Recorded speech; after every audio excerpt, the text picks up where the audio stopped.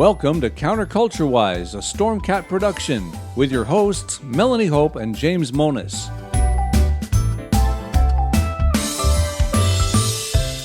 The views expressed on this podcast are those of the hosts, our guests, and the dog, and do not necessarily reflect the views of any of our platforms, our advertisers, or any other dog. As you listen today, please remember, we are so much more than a podcast. All of our stories we discuss are linked in our show notes on counterculturewise.com. Visit there for commentary, guest photos and links, animations, and fun merchandise. If you have a story idea or would like to be a guest on our show, contact us via our website. You can also follow us on Twitter, Gab, Instagram, Facebook, and all over social media where we'll post memes, cat pics, and commentary that gets us booted off on a regular basis. If you're watching our live show, hit like and join the chat. If you're listening dead, well, you can still hit like, share, subscribe, and comment, but please stop voting Democrat.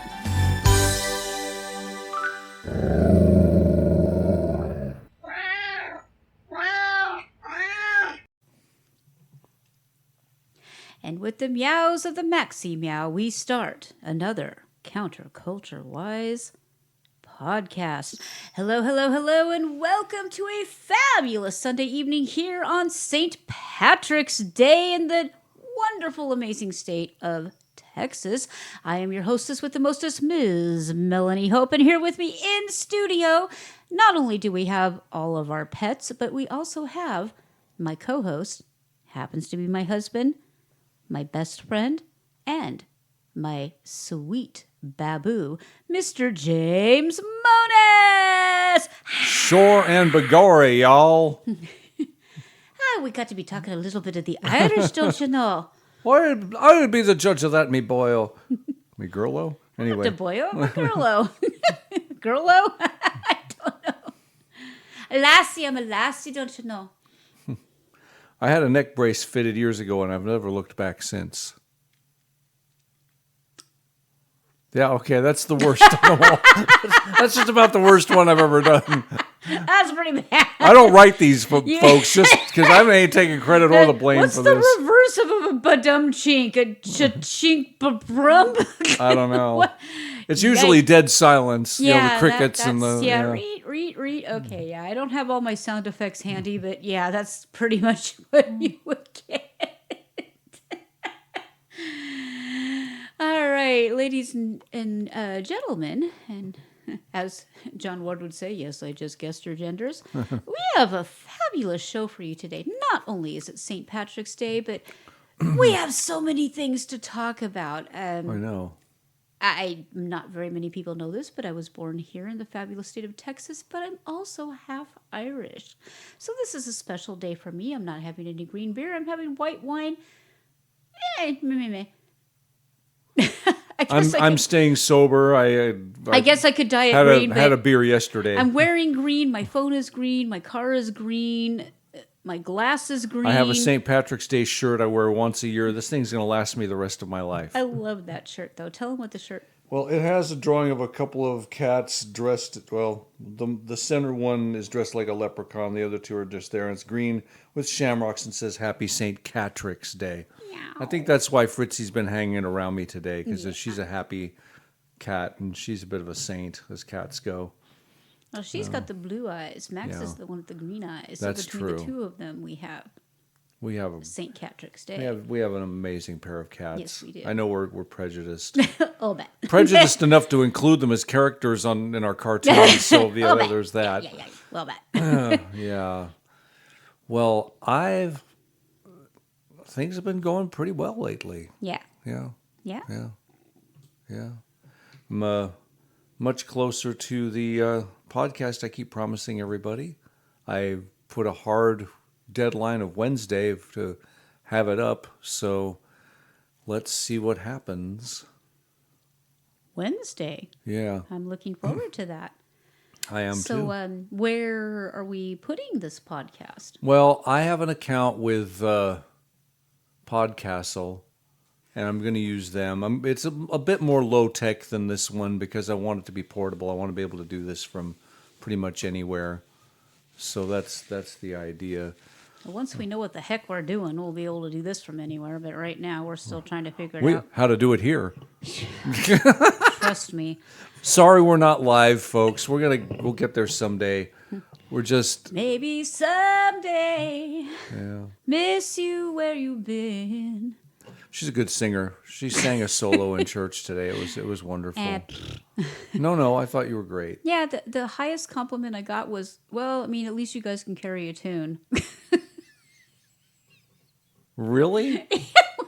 That was it. That was our big. Well, the whole idea is to be there until somebody else comes along and takes it over. We just didn't want to just stare at the screen and go, leaning on the everlasting arms. Yeah. What's that? You know, I like making eye contact, and there are a couple. I mean, I got them to stand up and clap for crying Well, out that's loud. because you which yelled is- at them to do it at the Well, beginning of the song. I didn't use a German accent or anything. Oh, you gonna get up and sing? I didn't. No, I was like, "Come on, guys, this is fun." And we had like hoe downs and fiddles and the whole bit. And okay, I got them up. Like Besides, we're like kind of a sort of a 13% of sort of them a kind clapped. of a cowboy church kind of sort of. And Ish. so yeah, there's dead animal heads on the wall. I think Yeah, that counts. that counts. It's so creepy. I try not to look at them when I'm singing because it's like, oh, you say about the God. Where was God for us, huh? How about that, huh? Okay, so we need to reframe this and just consider how much larger that makes our audience. Wow, I hadn't thought. We have just doubled our audience. We just literally including doubled the our raccoon audience. the raccoon in the canoe. Yeah, the raccoon is literally a raccoon in a canoe. And not to mention the warthog. Somebody a little bit that's too much behind- fun with the taxidermy there. Yeah. And the thing cats- is, it's not even a business. Our church meets in a It's like rock meeting room of a quarry. business. It's a rock quarry, and I don't know what animal heads have to do with it, but anyway, Yeah, so if you think about them as just more audience, then that's That- true. that, like, we just doubled our audience. we I did. feel fantastic. Yeah, and just don't look them in the eyes because it gets a little creepy. We were going to see a great movie, supposedly called Supposedly. Arthur the King on We'll let you Saturday, know. but that didn't work out. Yeah. So we got together with some of our church friends at a Mexican restaurant in town, and That's known for its really good food, but not known for its good service. yeah, they were slow. They were like glacial. I mean, when you order if I were to order a mixed drink, I Yeah, it would might take expect maybe 5 to 10 minutes. yeah, I ordered a Pepsi, and Melanie ordered a beer, and I mean, 30 it should not minutes take later. that long. Yeah. It shouldn't take 15 minutes just to get the beer. That was the first indication that something was wrong. Oh, it took And- 30 and, minutes to okay, get the beer. to 30 his- minutes. I actually had time to order my food, go to the bathroom, complain about the fact that I still didn't have a beer. See, have you another ruined member the of our project party- by doing that. You should have just sat back and waited and see Well, if no, I it didn't ever complain arrived. to the server because we never saw her again. I was Yeah. like, hey, didn't I order did somebody else get? No? Okay. And then they brought her, well, The wrong beer. wrong. So I had that beer. Yeah. I took one for the team. So really, I wasn't going to have any beer this weekend at all or any alcohol. I just needed to not. So You needed to not. I needed to not. So anyway, need- that's not. It isn't proper English. I don't care. needed But to it was not. really great meeting with church friends outside of church. It was Yeah. really cool. Yeah. And so It's nice that we have someone, and she may be listening, so you know who I'm talking about, who is actually more of a loudmouth meddler than me. It's nice because she's so entertaining and so fun to be around. It's just nice to have the person that everybody tells you are, but isn't you this time. She's a, what do you call her? Firecracker. She's a firecracker. Yeah. Firecracker. F-A-R cracker. And they are Firecracker. a firecracker. So Yeah. we've had a good weekend. Went to a Never farmer's, did get to weed whack though, because it was been pouring down rain the Yeah. whole time. went to a farmer's market Went on to a farmer's Saturday market with no farm. with no farmers. That was We weird. got beef jerky though. Yeehaw! Oh yeah. Literally no farmers at the farmer market. Well, it was. To be fair, it was raining, and usually it's outdoors. But they stuffed everybody inside this little tiny building inside of a church, and so it was wall to wall.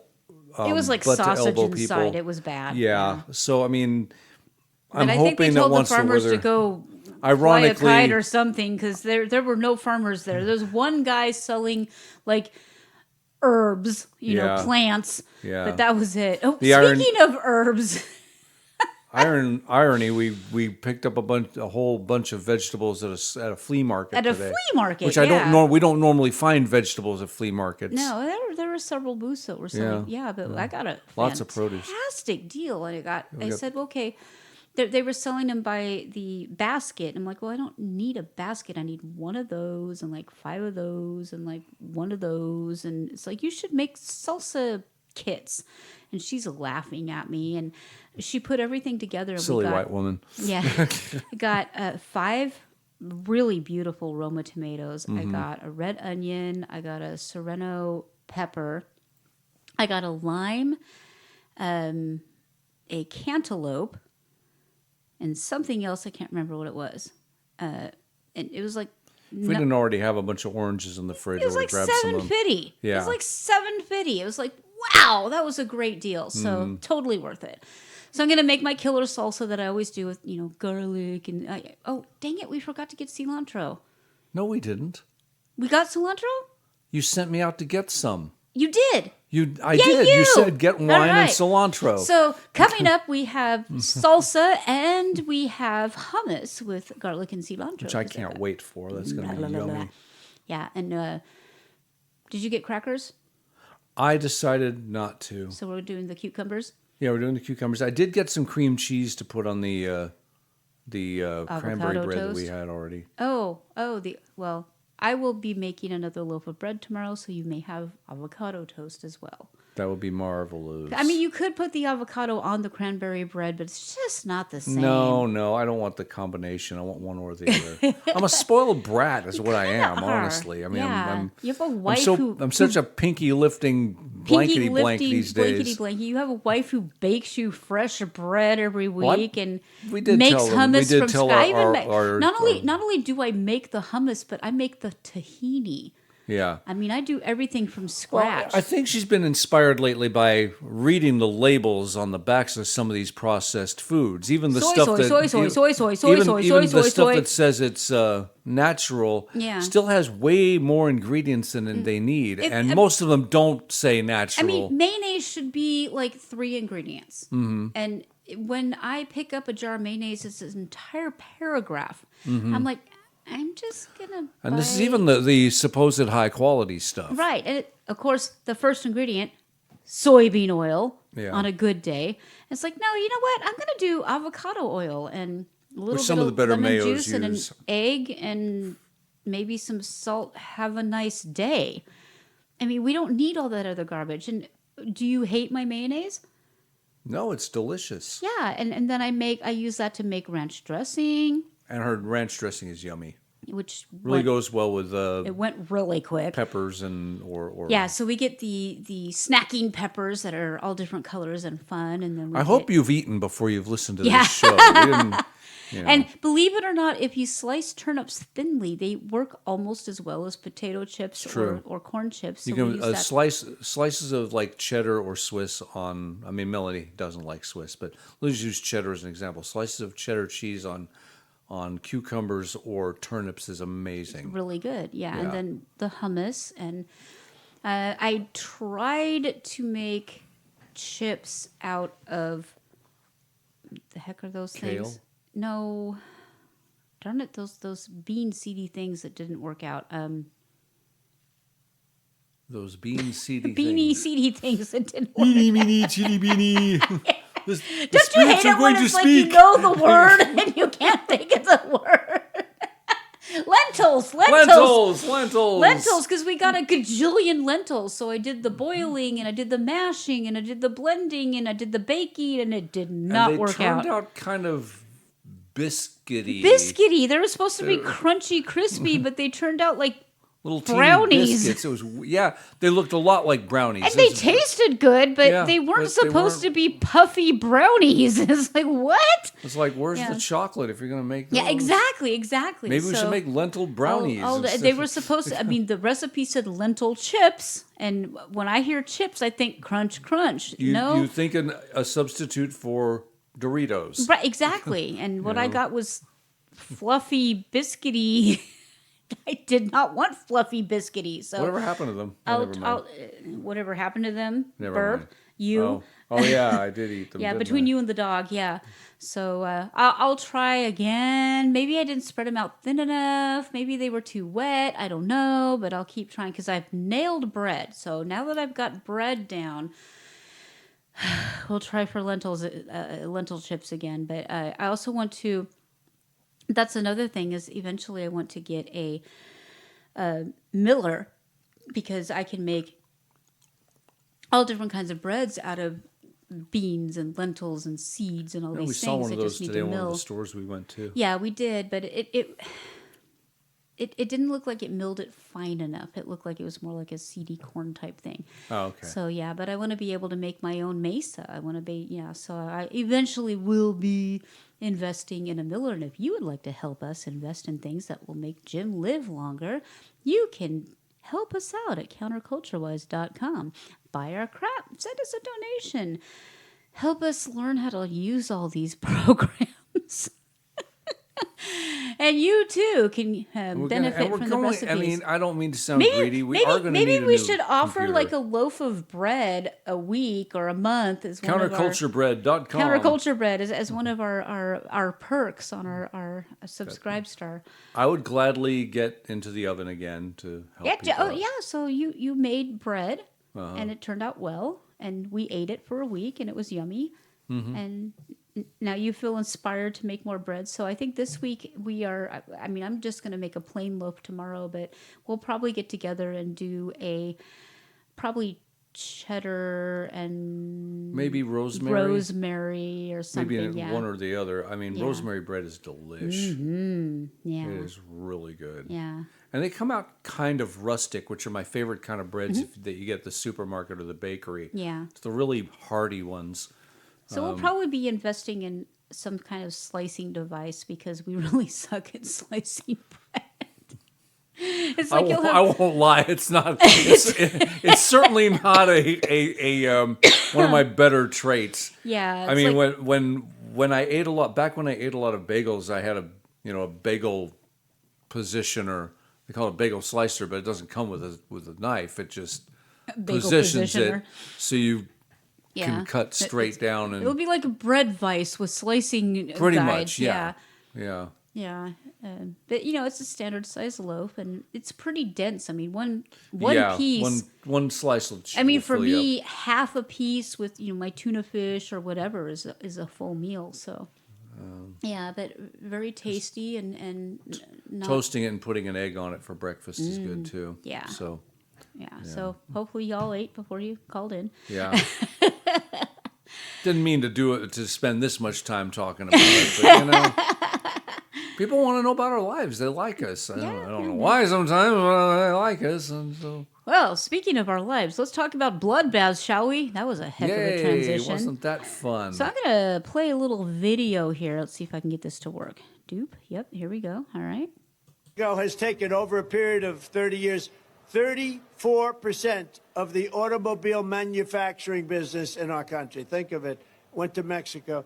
China now is building a couple of massive plants where they're going to build the cars in Mexico and they think that they're going to sell those cars into the United States with no tax at the border. Let me tell you something to China. If you're listening, President Xi, and you and I are friends, but he understands the way I deal, those big monster car manufacturing plants that you're building in Mexico right now, and you think you're going to get that, you're going to not hire Americans, and you're going to sell the cars to us now, we're going to put a 100% tariff on every single car that comes across the line, and you're not going to be able to sell those cars. If I get elected, now if I don't get elected, it's going to be a bloodbath for the whole, that's going to be the least of it. It's going to be a bloodbath for the country. That'll be the least. Has taken over a period of 30 years, 34% of the automobile manufacturing business in our country. Think of it.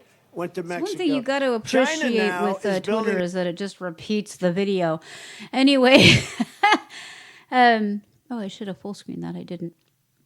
You go through Twitter, and the press took that where he's talking about An the economic bloodbath, an economic bloodbath, which is obvious, and it didn't continue on from there, but it should have. And the headlines are so, of course, Rachel Mad Cow had to do her thing. They're saying that he's calling for violence. And it's just absolutely ridiculous. And the wonderful thing about the new Twitter, the X platform, is people are calling this out in real time. Mm-hmm. And oh my goodness, does the left hate that? Well, I mean, all the they usual are suspects. salty. I just brought up the word bloodbath on DuckDuckGo, and I wound up getting the usual suspects: Newsweek, NBC, CBY. Do you watch this show? Yeah, no, wait, NBC, CBS. Just the usual people, the usual companies doing the bidding of very, very powerful people and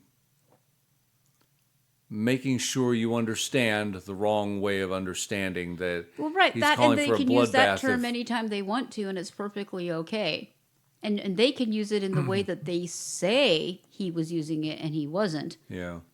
And it's perfectly okay. But, I mean, of course, the cabbage in chief had to come out and pretend like he understood what he was saying and make up something entirely. Well, there was another really good one, but we'll get to that. Well, Chuck will get to that one later. Yeah, it was jaw-dropping and I like this hilarious. one. These are the type of people that are falling hook, line, and sinker for bloodbath, and it's like pink hair with a mask on and all that. Mm-hmm.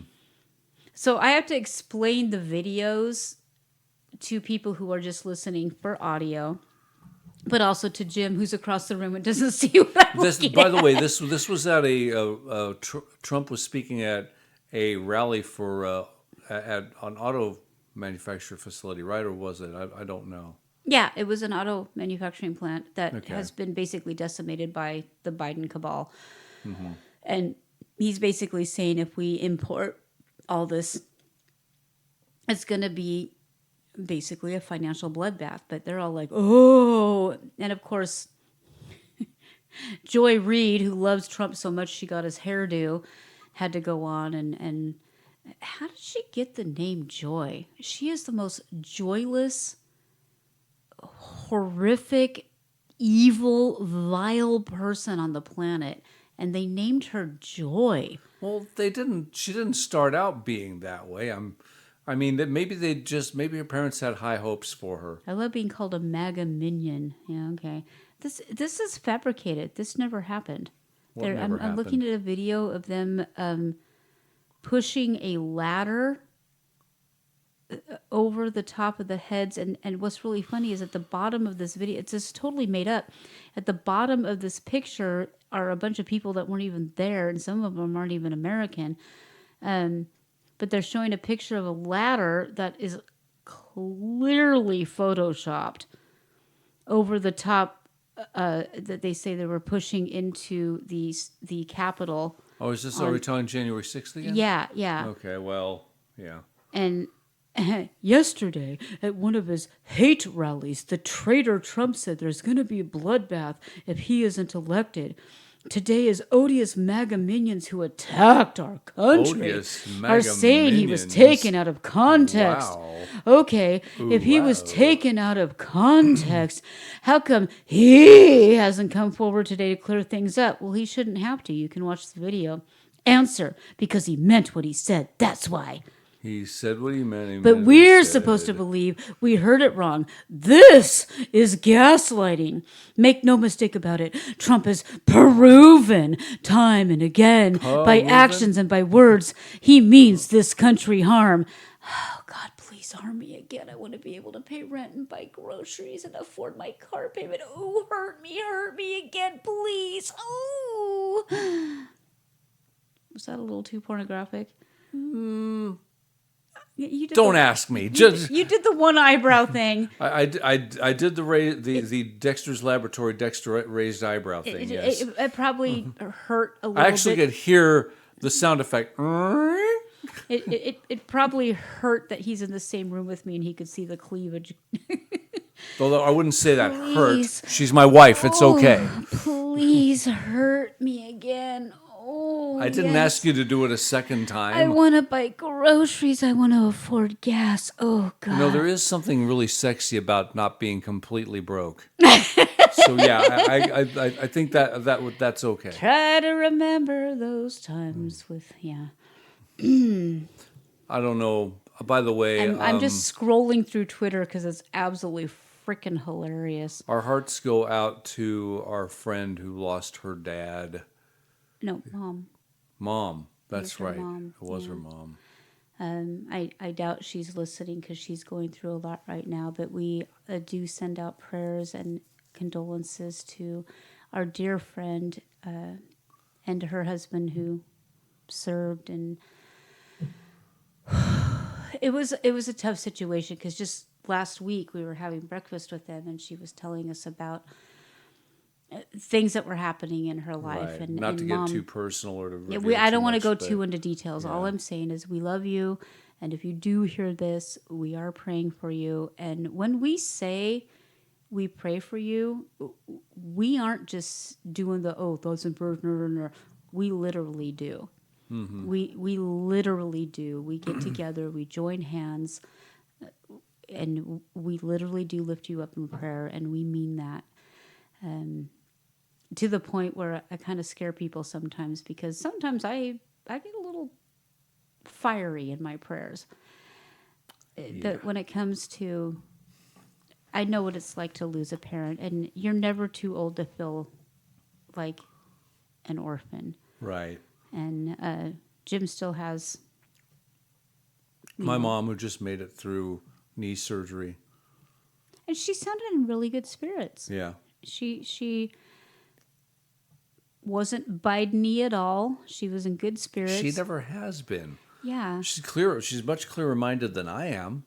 Well, that's not saying much, but Yeah. Well, so what? Nah.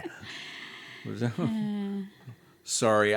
I honestly think I'm coming down with something because I'm so forgetful these days. And then when it's pointed out to me, I get crankier than a rational person would get. you do get crankier. You know, that's enough about me.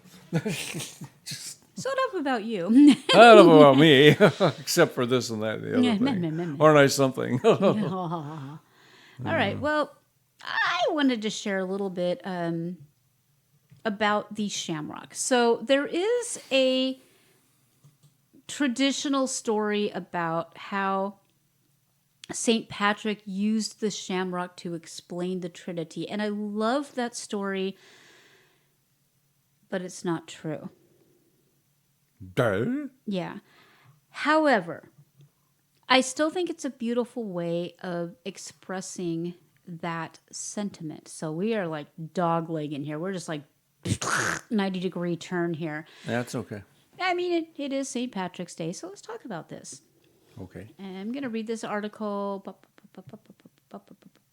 Yeah, okay. The shamrock is a symbol both for the Holy Trinity and St. Patrick. The shamrock is a clover plant with a yellow flower and leaflets made up of a stem with 3 small green leaves. And that's the funny thing is people think of 4-leaf clovers, but that's a completely different thing than a shamrock, which is only 3 leaves. The plant is very common and widely distributed throughout Ireland. So the explanation that I grew up with, and I even heard somebody telling the story today, and I didn't jump in to correct them or anything because it's still a beautiful story, Okay. is that St. Patrick, and we're talking way back in 300 AD, would use the shamrock for heathens to teach them about the Trinity, the Father, Son, and Holy Ghost. And I love the story. I love the association. It's just not true. But I'm okay with that because there's a lot of other stories that aren't true. Like I learned just the other day, one of my favorite stories about why roads are the size they are, why the the boosters on the rockets that we send into space are basically measured by a horse's ass. It's a funny story. It's really good, and there's a lot of historical accuracy in it, but it turns out it's not necessarily true. But there's a lot of other stories that, I mean, history has been rewritten in front of my eyes. Things that I literally lived through, things that I literally experienced firsthand, I'm now being told didn't happen or happened differently. And I'm wondering how often that happens. I think it's going to get more prevalent with AI stepping in and all of this. And everything's written down electronically rather than on paper these days. So it's not like permanent. It's And not. that's- A sense of permanence is slowly disappearing, and Yeah, because I've noticed that with the Wayback Machine, or we tend to archive all of our articles, you can go back and you can look at the original article, and many times they will change the headline. Mm-hmm. They'll change bits and pieces of the article, and they don't tell you. right. It used to be they had to tell you, oh, this is a correction or this is an amendment or whatever, and now The they more just reputable news agencies still do that, don't. but So I'm not seeing that anywhere because we don't have any reputable Pretty much. agencies left. I mean, it's usually it's now limited to like local newspapers and the like. Yeah. yeah, because I've noticed there's been more than one time where I'm trying to research for the Chuck segment, and I really try to do my due diligence on that. And while sometimes I'll write a bit that I think is funny and I'm going to leave it in, when I find out it's not necessarily true, or I can't find backup for it, I'll either have to take it out entirely or somehow find a way for Chuck to say, it was reported or allegedly or whatever, because I don't want to mislead people. I don't want to falsify information because we're reporting on, holy crap, this is actually happening. And if it's not actually happening, then I don't want to report on it. But it's really hard sometimes. And there were two articles that we literally just deleted completely because Right. we could not back them up. Right. And you and I both looked. And it's like, well, we can't find. And I really find it fascinating that sometimes, like this thing with Scott Pressler supposedly posting, lewd pictures of him on Craigslist, which who posts pictures on Craigslist? That's not even a thing. But the only source you could find is a source that quoted itself as the source. So it's like, okay, well, that's obviously bogus. I am my own source. So I am Bob's sources. So sources say that. Yeah, sources, being me, say. So, I know that's bogus. It's ridiculous. But they'll run with it and pretend Right. like it's real. Right. And you're constantly having to negate it. And then they get mad at you and call you a bigot and call you a this and call you a that. When you're like, no, seriously, this isn't real. So I always want to preface things I'm saying, even if I like it, even if I want to believe it, even if I think it actually moves the cause or the narrative forward, I don't want to. We want to stay legit. Yeah, exactly. And stay legit. I am the first. Even on the Twitters, where things get really ugly and nasty and people are mean. If I'm proven wrong, if they can show me, no, this actually is, this is the reality or this is what happened and it's a legit source, I'm like, you It's got me. happened. Yeah, and it's happened. And I'm totally okay with that because I would rather. But if you're going to quote me a source that is its own source, I'm going to be like, no. And if Don Lemon is involved in any way at all, no. Our old friend Mr. Lemon makes an appearance on Chuck's Yeah. sequence again tonight. And Jim's promising you a whole lot of Chuck tonight. Yeah, All right. a whole lot of Chuck. Whole lot of So Chuck. anyway, back to Want a whole lot of Shamrocks. Chuck. Okay, so St. Patrick was a zealous missionary to the Irish and people who, upon his arrival in 432, had heard little or nothing of Jesus and his gospel. St. Patrick was an energetic traveler, a determined evangelizer, and a courageous preacher, and as he canvassed the countryside, he was assailed by bitter opponents who threatened his life and undermined his message, but undeterred, he made hundreds of thousands of converts. And that is true. Okay. Whether St. Patrick was speaking to local pagans who knew nothing of the Christian faith or to neophytes, newly baptized as disciples who were not well grounded in the truths of the faith. Now, I'm reading this from Catholic Spirit, so there is going to be a little bit of bent, but I do have a second source that it ends up somewhere in the middle. Yeah. Okay. Baptized, blah. He was faced with the daunting task of explaining. Great. Now I sound Explaining, Lucy. I explain it to you. Explaining profound mysteries such as the Trinity, which are so difficult to understand. There are several popular legends about how St. Patrick used the shamrock to explain the mystery of the Trinity. Now, I personally like the ice, water, and vapor explanation because that really brings it home for me. But let's see what he did. According to one story, St. Patrick went to Connaught where he met two of King, I'm going to mispronounce this, Loger's daughters, Ethne and Fedalm. Who names their children that? St. Patrick had been unable to persuade the king to convert, but he convinced the king's daughters. During their time of instruction, St. Patrick used a shamrock to visualize the mystery of the Trinity, how a single plant with 3 leaves is analogous, that word, to the one triune God with 3 separate and distinct persons. And then they list, of course, their sources. According to another legend, St. Patrick used a shamrock to help explain the Trinity in a sermon he preached directly to King Logar. According to a third legend, St. Patrick was traveling and happened upon a number of Irish chieftains along a meadow. The tribal leaders were curious about the Trinity and asked St. Patrick for an explanation, so he bent down, picked a shamrock, and showed it to them, and explained how the 3 leaves are part of one plant, and how similarly the 3 persons, Father, Son, and Spirit, are part of one supreme being. Okay, so that's basically, they're saying these are the reported blah, blah. Did it happen? Didn't happen? Don't know. But it's actually a really nice way of explaining it. All right. So Time Magazine did an expose on this. And unfortunately, they put this gigantic bar across the thing. So I do apologize that you're only seeing half the screen here because they put this huge bar across everything. But they go into the symbolism of the shamrock. So, by the way, happy St. Patrick's Day. Don't you have a favorite St. Patrick's Day song that you sing? And if I don't like that one, I can choose another one.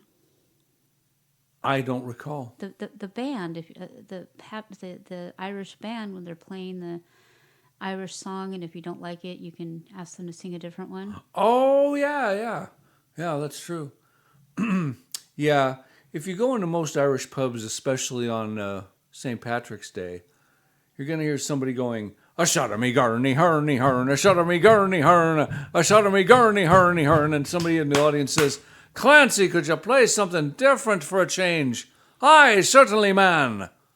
A shot of me garny, hurny, hurn, a shot of me garny, hurn. I didn't come up with that, okay? That was... I know, but you do it so well. Actually, a comic who opened for George Carlin when I saw him. Really? Yeah. You got to see George Carlin live? Why do I not know that? I've seen George Carlin, Sam Kinison, George... Wait, you got to see Sam...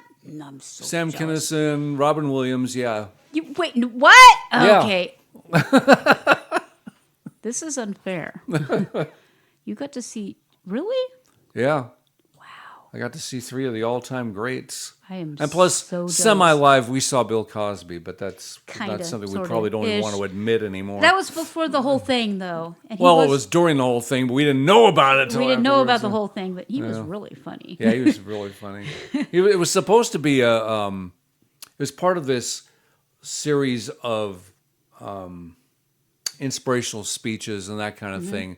He had nothing to do, he wanted nothing to do with it. He just did some new stand-up material. It was funny. It was funny, yeah. Yeah. All right, so St. Patrick's Day, the holiday which began centuries ago, is the feast day of St. Patrick, the patron saint of Ireland. And there's all kinds of things that go along with that, like he drove out all the snakes and this Sure, and that, but none sure. of it's true, I'm sure. Has become a day in which everyone gets to be Irish, in part by piling on. You know what? This is the first year I haven't made you corned beef and cabbage. I'm shirking. And you know what we have a lot of? Like Cabbage. a metric ton of. We have cabbage to burn, my child. So maybe this my. weekend. Maybe wait. Yeah, this is the weekend. This is the weekend. Never mind. I will be getting corned beef tomorrow. I will be down in town tomorrow. There will be corned beef. There will be I'm cabbage. happy with that idea. Probably Yeah. discounted it after Oh, the I day. love me some corned beef Yeah. and cabbage. I can't Well, believe I totally brain farted that. I forgot about it too. We didn't go out to celebrate it because we didn't Yeah. have the show tonight. Yeah. And plus, we celebrated yesterday. So I always make corned beef and cabbage because yum. Okay, well, I'll get us you're right. It'll probably be on sale tomorrow, so I'll find it because if there's one thing we have, it's cabbage.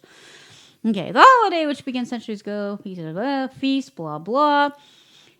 Piling on the shamrock gear and maybe picking up a shamrock shake at McDonald's. which we didn't do. No, we I didn't do didn't that do either. anyway.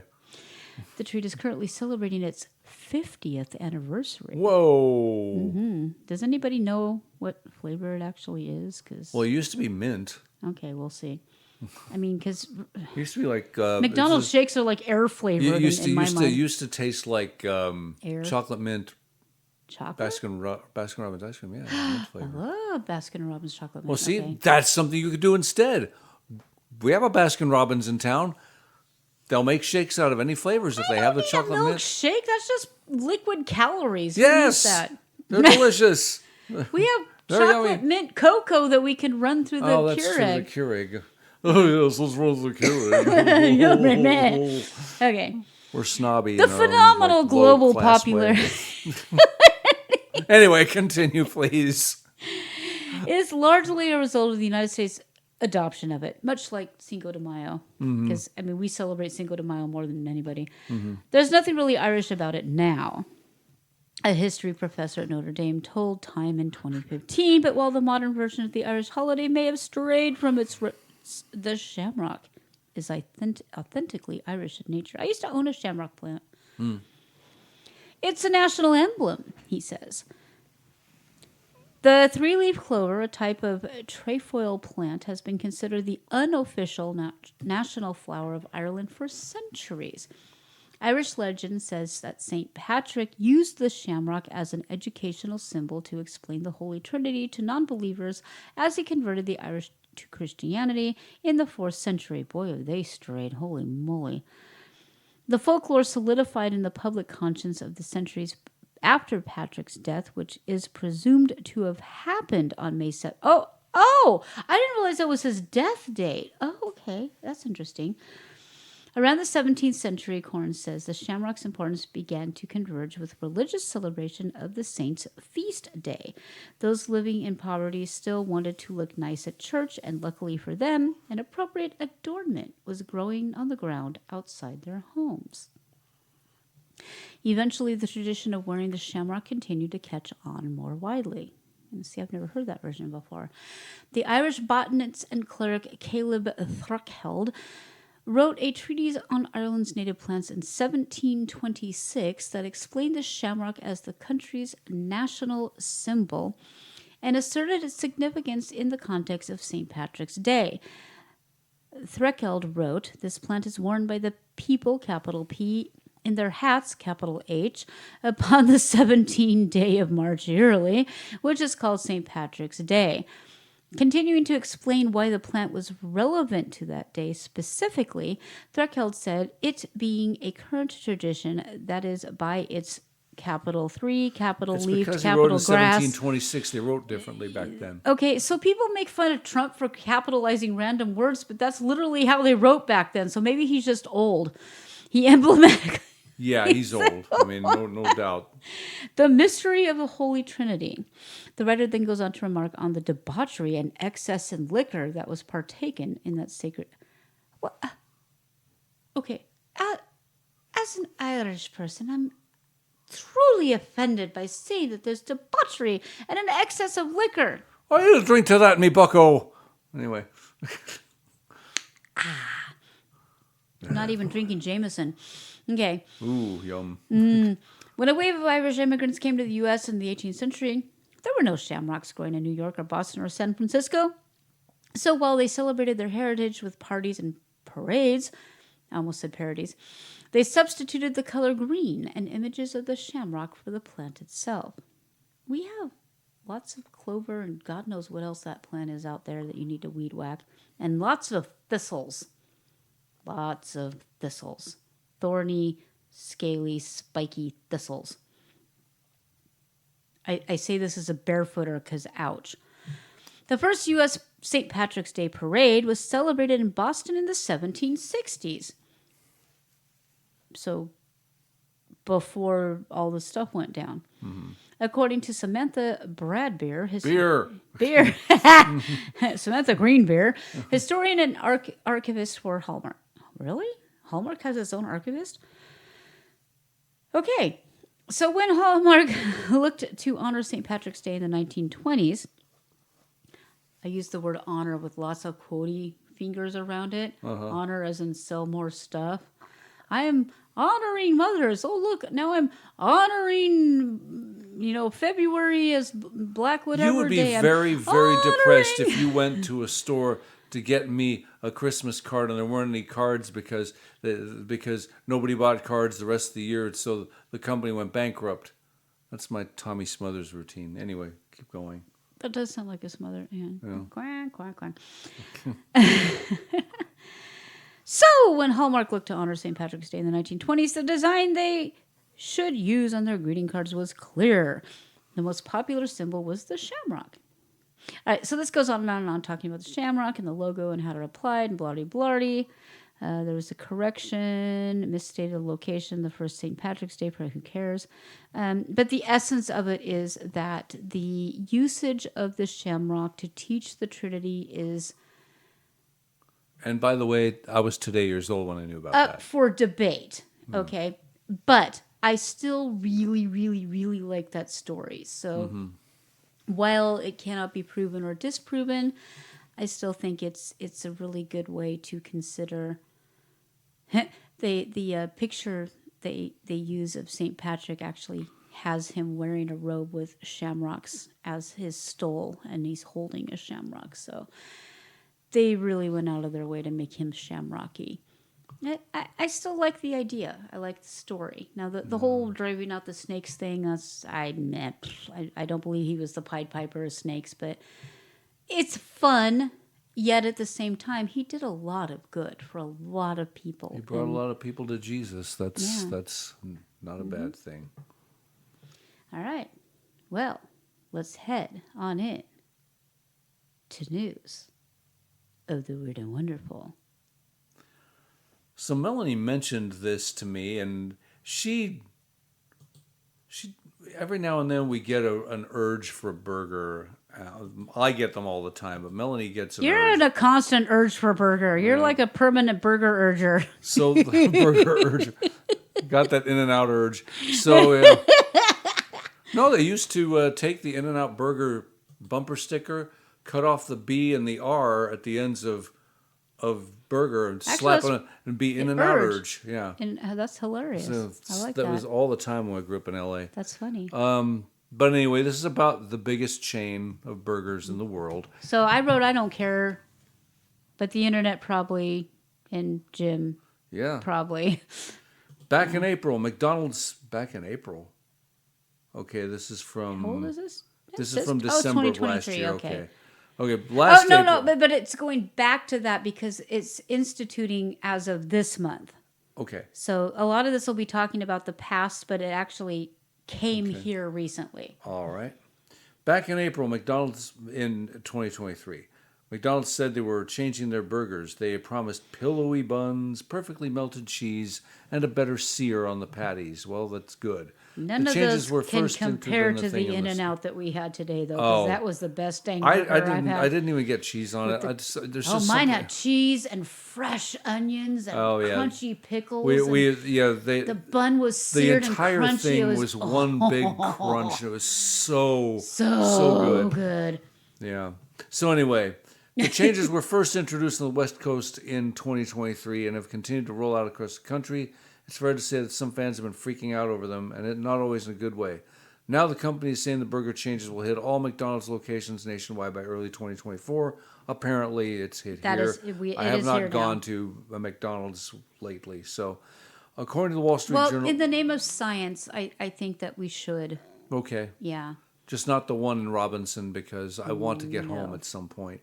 According to the Wall Street Journal, the restaurant's new burger tweaks were implemented with the goal of making juicier burgers. Not only that, McDonald's also aims to create the best burgers ever. We can do it quick, fast, and safe, but it doesn't necessarily taste great. How long did it take to figure that out? So we want to incorporate quality into where we're at, Chris Young, McDonald's Senior Director of Global Menu Strategy, shared with the Wall Street if you Journal. liken burgers to, say, porn, quick, fast, and safe does not sound appetizing. I'm just saying, I mean, either way. You're the only one talking porn. I'm talking burgers, girlfriend. Well, okay, no, Okay. but to you, burgers and porn are kind of synonymous. It's true. Yeah, so quick, fast, true. and safe, Yeah, whatever. not appetizing. Okay. Burger porn? What can fans... What can fans... Brown patty brown. What can fans... Okay. What can fans expect from these new and improved burgers? First up, 6 patties will be grilled at a time instead of 8. With fewer patties, the auto-cooking mechanism will apply less pressure, which will reportedly result in juicier burgers. Huh? These revamped burgers will also be made with buttery brioche I said battery. You said battery. Buttery brioche buns batteries. sliced with a thicker bottom to retain heat. Do you prefer McDonald's- C or D in your brioche buns? C, baby. Big is better. No, D is bigger than C, though. I don't know anymore. Both in batteries and bras. Oh, boy. Anyway, which will reportedly result in juicier burgers. I'll just be over here Revamped not saying burgers will anything. also be made with... This is what I get for not wearing glasses when I read. Buttery brioche buns that are sliced with a thicker bottom. How are they supposed to get the news if you're going to keep interrupting me and chuckling over everything? McDonald's said there are also changes coming to the cheese, lettuce, and tomatoes. Maybe they'll put real cheese. Anyway, Or here are all the changes coming to McDonald's burgers. More sauce and Big Macs, yay. Need it? Meltier cheese, Wait, fresher lettuce Okay, and... so wait. Wait. Meltier cheese? Yeah.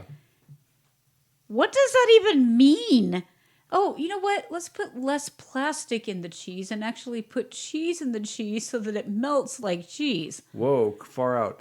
Fresher pickles and lettuce. Fresher? I said fresher. Wait, 6 patties. wait, okay. Oh, wait. Sorry. I'm sorry to You're interrupt. right then, you know. I'm sorry to interrupt. By definition, what is a pickle? And how do you make it fresh? All I'm saying is they're promising it. All I I'm don't know. saying is if it's pickled, it's not fresh. Because the definition of pickle is that it's pickled and not fresh.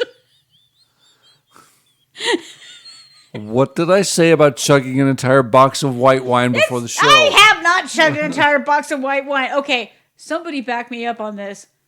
Pickles, not fresh. By definition. That's literally their... Okay, pickles have one job. And being fresh is not it. Lettuce... Okay, I'll give them the lettuce. But fresher pickles... No such thing. All right. Carry on. Can I? 6 patties will be grilled at a time. Brioche buns will be sliced with a thicker bottom. Onions will be rehydrated after purchase. Big butts. Sesame, I knew it wouldn't last. Sesame seeds will be further spaced out. We're still scratching our heads on I that don't one. get that one. They don't either. The writers didn't get it. Anyway, so they're making changes to the burgers. I guess we'll have to try... I'll get a quarter pounder. We'll just check it out. So does that mean white people can no longer slice the buns? The views expressed by Melanie a moment ago do not reflect those of James Monis or the rest of the staff of Counterculture Wise. Sesame seeds will be further spaced out. Anywho, Why am I picturing like sesame seeds like, wow, man. This is a great bud, man. Look at the size of that thick bottom, man. your turn. I don't know if I can top that. You can't, but try anyway. This happens in our current home state. Oh no! Oh no! No! Okay, I wonder if I can. I wonder if I can play this. Play what? The video. Oh, okay. I'm gonna have to go to it. Let's see here. People are watching this in real time. Woo! I have to load it and then see if it plays. Yeah, Mike, we're on Milam Place right off of Kenwood Avenue, but we're keeping our distance a little bit. You see that tree behind me? That's where a particularly aggressive hawk has decided to take up residency. You know, we have foxes and obviously raccoons and rabbits and squirrels. That wildlife, Travis Heights resident Alfredo Del Barrio has enjoyed, but there's another more threatening presence. Imagine walking out of your house and knowing that you're going to get, like, punched in the back of the head by an animal with, like, large talons. So it's not ideal. This tree in front of his home has been adopted by a neighborhood hawk, particularly protective of its nest. Now even going out for a run takes some extra planning. Well, my brother actually said he thought that he was on a run and he thought I punched him in the back of the head, which, you know, I haven't done in 15 years. So I've always been able to dodge it. So I just kind of, like, go underneath my awning, like, run into my car, or I just, like, run back here. It's not just the residents that know to look up. So the construction guys, they speak Spanish, and they'd say águila, which means eagle in Spanish. So they'd get, like, dive bombed on their hard hats, and so you just hear, like, the thump of the hard hats on the construction workers. The executive director of the Travis Audubon Society says this is not uncommon. She shared one possible contributor to recent attacks. Because we have had such severe winter weather over the past several winters, it is possible that we have lost significant enough canopy that birds are having to look for different spots to build their nests. And so it's possible that they are, you know, maybe building their nest in their runner-up location that just happens to be closer to people. I'll typically receive 2 or 3 calls a year at around this time. Wildlife biologist Blake Hendon estimates the perpetrator is a red-shouldered hawk. This is the time of year that they have constructed nests earlier in the season. They've laid eggs, and now at this point in time in the season, they are raising their young. Because of state and federal laws that protect migratory birds, there's not much people can do besides trying to avoid the nest area until the fledglings have I was really hatched. hoping they It's were a going to short catch period of time, so if we can just keep that in perspective catch an attack. and try to live with wildlife. These hawks do provide a nice ecological service within our urban areas. They certainly they're preying on rodents.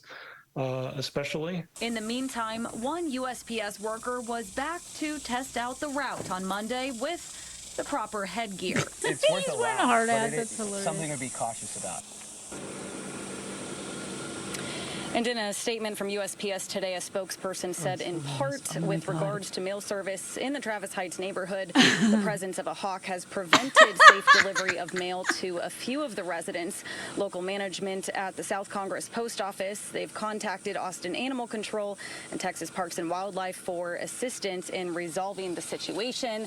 And you see this umbrella I'm holding here. It's serving 2 purposes. Of course, it's keeping the sun out of my face, but it also can serve as protection. Wildlife experts said if you can't completely avoid the area where the nest is till those eggs hatch and those baby birds fly off, then if you can, carry an umbrella. Live in South Austin, Carissa Lemko, Fox 7 Austin News.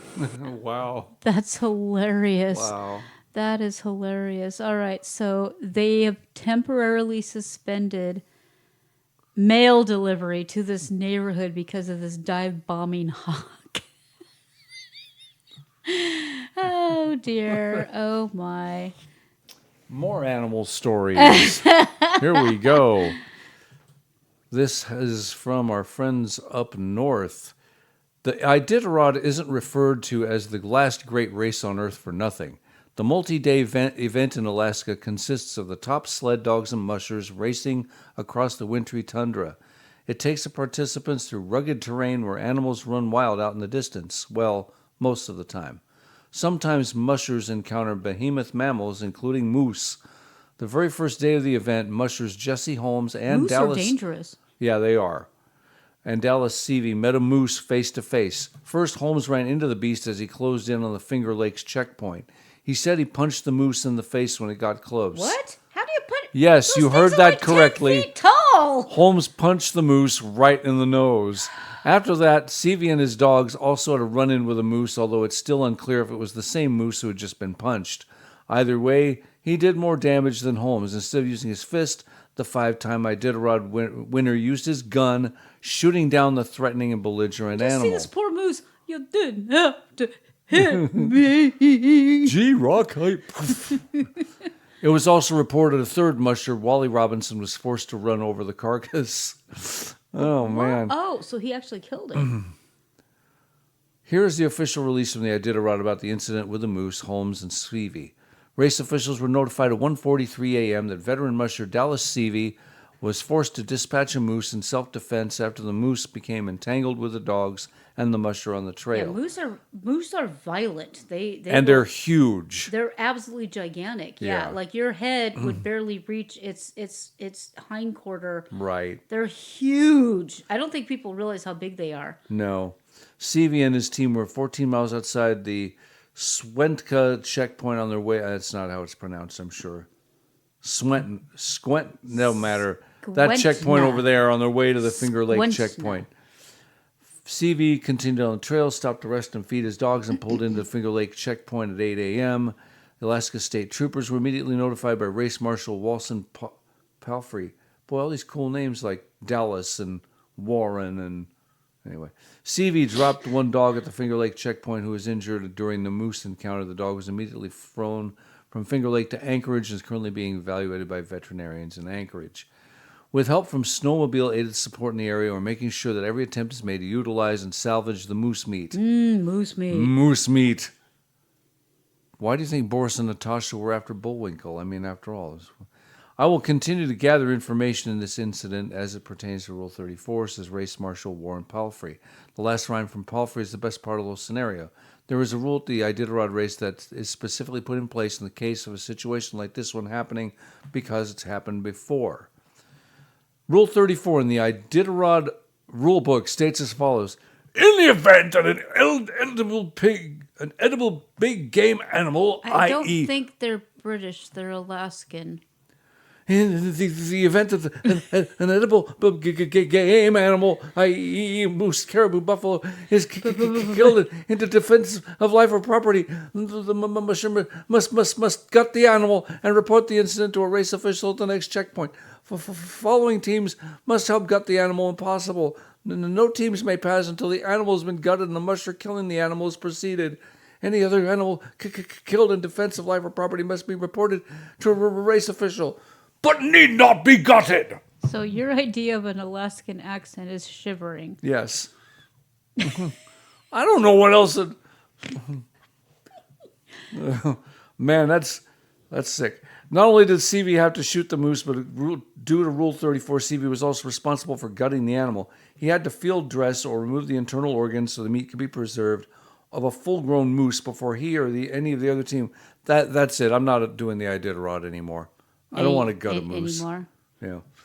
Okay, so far we've had a golden retriever and a black lab mix, neither of which are any good at sled dogging. By the way, this would have been Abby's they're good birthday, at ball so, retrieving, yeah. but sled dogging. Lift one for the Ubba. Yeah. Not only did Seavey have to shoot the moose, but due to Rule 34, Seavey was also responsible for gutting the animal. He had to field dress a full-grown moose before he or any other team was allowed to pass by the scene of the At incident. least they make it fair so that the other teams can't pass. Whatever meat is salvaged will reportedly be dispersed to a nearby town. Which Unfortunately, is cool. That's cool. I mean, That's that cool. could feed a whole I mean, you might as well city. use it. You don't Yeah, want to just whole let it village. die for nothing. Unfortunately for the 5-time Iditarod champion, the gutting wasn't good enough. He was hit with a time penalty of 2 hours for not properly taking care of the animal. A statement from the Iditarod said it had been determined that the animal was not sufficiently gutted by the How musher. do you not sufficiently gut an animal? I don't know. There's a little bit of guts left. Oh, okay. In its definition by the Iditarod, gutting includes taking out the intestines and other internal organs, according to officials. It fell on my sled. It was sprawled on the trail, Seavey said. I gutted it the best I could, but it was ugly. That's the beauty of the Iditarod. I'm okay. Beauty. That was their writing, not me saying it. Quotey marks there. Let's go on to something cuter. Can we? Yeah. Cuter than a gutted moose? I just don't know. Now we saw these at the We have local. Deeks here. Yeah, we have Yes. Deeks here over at They're Cameron like the Park ittiest, Zoo bittiest in deers. Waco. They're like Chihuahua-sized deer. Yeah, they're adorable.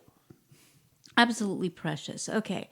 The San Diego Zoo announced the birth of a baby Deek, the world's smallest species of antelope.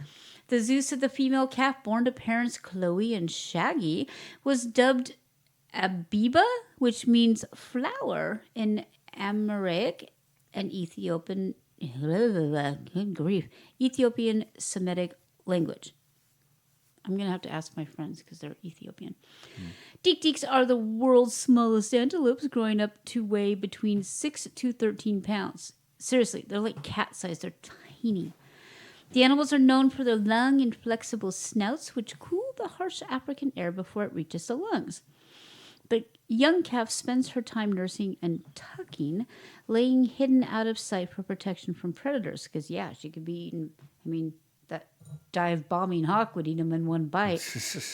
Which is helpful when you're a member of one of the world's smallest antelope species, the zoo said in a news release. She's also been seen prancing around with the occasional case of the zoomies. They are absolutely precious, and having seen them in real life, they are adorable. Really, really cute. If you're ever in Waco, take a few hours and go to Cameron Park. You'll love it. The zoo is amazing there. Yeah, it's a great zoo. Yeah. We're supposed to be getting penguins any minute now. Penguins, let's do the penguins. All right. So, cool. All right. I'm going to go see if I can find the video on this one, too. And this is from another zoo in another part of the world. A Japanese zoo held an escaped animal training drill featuring a costumed performer mimicking the behavior of a fugitive white tiger. All right. So Go Kimba. Here we go with the video. He's just wearing a hoodie. That's hilarious.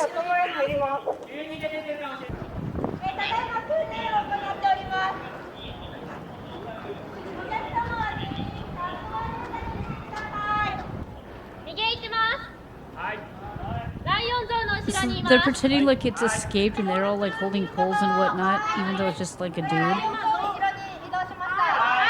That's hilarious. They're all like pretending like he's an actual escaped tiger, even though he's just a dude in a hoodie. Oh my god, that tiger's beautiful. He's got the gun pointed at him. Guy. Now he's pretending like he got hit. They're all poking him with a big stick. Now they're lifting him and putting him in an... Actually, this is really educational. I think it's smart. And they're showing what they would do in this instance. The subtitles are all in Chinese. All right. So, Japanese zoo held an escaped animal training drill featuring a Japanese. costume performer mimicking the behavior of a fugitive white tiger. The Tobu Zoo in Miyashiro Town, Saitama Prefecture, held its annual training drill Thursday with a zookeeper putting his tiger expertise to the test by pretending to be an escaped animal. Video from the scenes shows the zookeeper wearing a sweatshirt with a tiger's face on the hood, prowling on all fours while other zoo employees put the facility's escaped animal plan into action. I think that's actually really brilliant because there are times where something like this happens and they don't know what to do. Right. The zoo's team put up net barriers and used simulated tranquilizers to subdue their colleague before securing I'm glad it him was with a rope. simulated. Yeah. And returning him to a secure area. Zoo Chief Masuro Kamanaga said the annual drills are an important training exercise. In the event of an emergency, it's important for each person. No, you gotta do Japanese. Huh? You can't do stuffy British every time. You gotta do Japanese. In the event of an emergency, I don't know how to do it. I made it a little faster and choppier. I don't want to. I'm going to come across as racist if I do that. I'm just not going to do it. In the event of an emergency, it is important for each person There's to understand. literally no way you can't come across. No, it's just. Come on, white boy, do a Japanese accent. I dare you. No. I've been to Japan. I love the land. I love the people, and I will never disrespect them. I would go there in a heartbeat. In the event of an emergency, it is important for each person to understand their role and respond accordingly, Kaminaga told NHK. How fun. Yeah, we can make fun of Chinese, but not Japanese. I'll make fun of their government. I won't make fun of them. No, not the people. No, absolutely not. All right. I didn't open this one. I should have opened this one. Let's open this one. All righty. Shall I? Oh, you got it? This is what I want for Christmas. I want a metal detector. Oh, and he's barefoot. He's at the beach. Of course he's barefoot. I'm already loving this story. Okay. Okay, I wanna see if I can get this video up. Let's see here. Sometimes the videos do the work for us.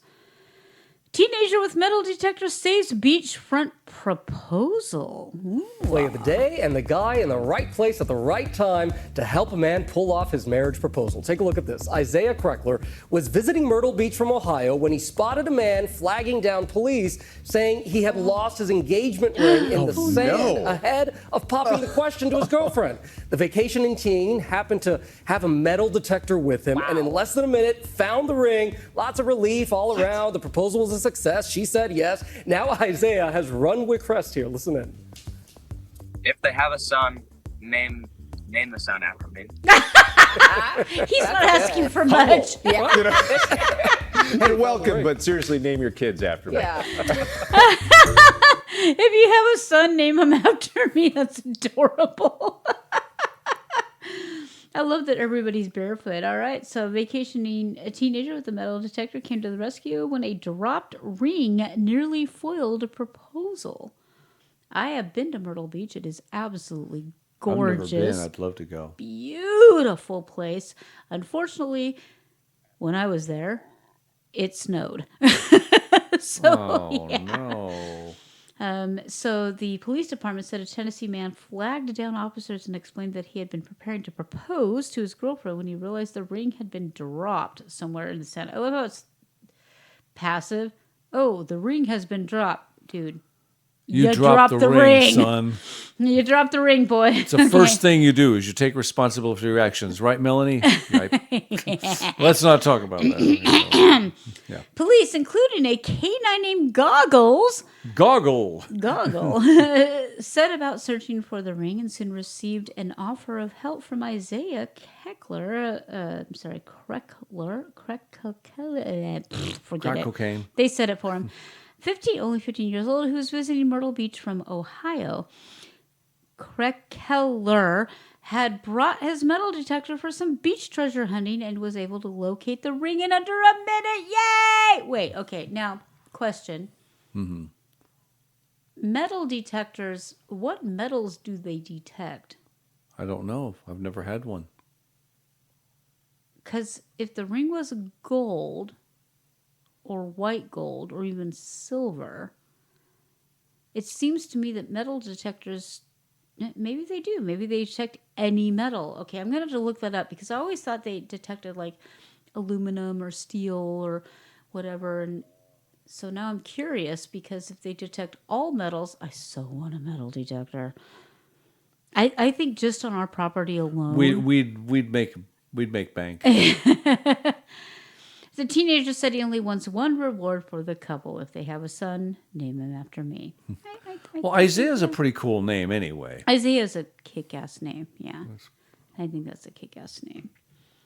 All right. Well, we've been in an hour, and we have been in an hour, and I think Chuck stuff. needs to check in. So yes, let's have check in Chuck with in. Chuck, shall we?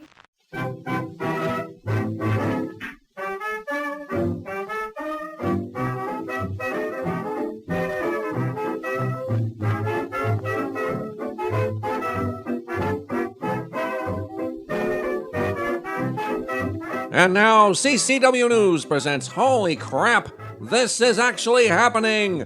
Oh Canada edition, March 18, 2024. I'm Chuck U. Farley. While the U.S. is trying to ban China's brainwashing spyware TikTok in all the wrong ways and all the wrong reasons, Canada wants to permanently jail its own citizens for mean words and likely future crimes based on the hurt feelings of any random snowflake. But while you will be put away for thought crimes, the Canadian government is instructing you to assist real criminals with real crimes. The Toronto police published a PSA this week advising citizens to leave their car keys near the front door so home invaders may easily access them to steal your car. I swear, I am not making this up. But don't worry, the Canadian government is on your side. Unless you're a rape victim. Then their Supreme Court demotes you to person with a vagina. No, I swear this is real. After sexist, race-baiting, often intoxicated fake news reporter Don Lemon was fired from CNN for all of the above, Elon Musk offered him his own show on the X platform. Sexist, race-baiting, obviously intoxicated fake news reporter Don Lemon supposedly demanded millions of dollars, a Tesla Cybertruck, and a pony. He began his show with an all-out hit piece on Musk himself, after which Musk rightly decided to opt out of hosting Lemon's Lemon. In a move that was a surprise to no one, Mike Pence announced he wouldn't endorse Trump. As a result, Trump's poll ratings immediately went up by another 5%. On a hot mic, Biden said he needs to have a come to Jesus moment with Israel's Prime Minister Benjamin Netanyahu. No, really, that literally came out of his cabbage hole. Mr. Netanyahu later said he had no idea what Biden was saying. That makes two of them. French President Emmanuel Macron, 47, claims that intimacy in his marriage with his wife, 70, has been destroyed by the internet rumors she was born a man, and not the fact that he's 47 and she's 70. Thanks in part to the philanthropy of the Clinton Foundation, Haiti now reportedly has roving gangs of cannibals. I swear, I am not making this up. To ensure the safety of U.S. citizens, the Biden cabal evacuated all embassies and government workers, but not a single missionary. They are now planning on importing as many native Haitians as they can fly over the border because that's how you fix a collapsed nation. Or you could do the following.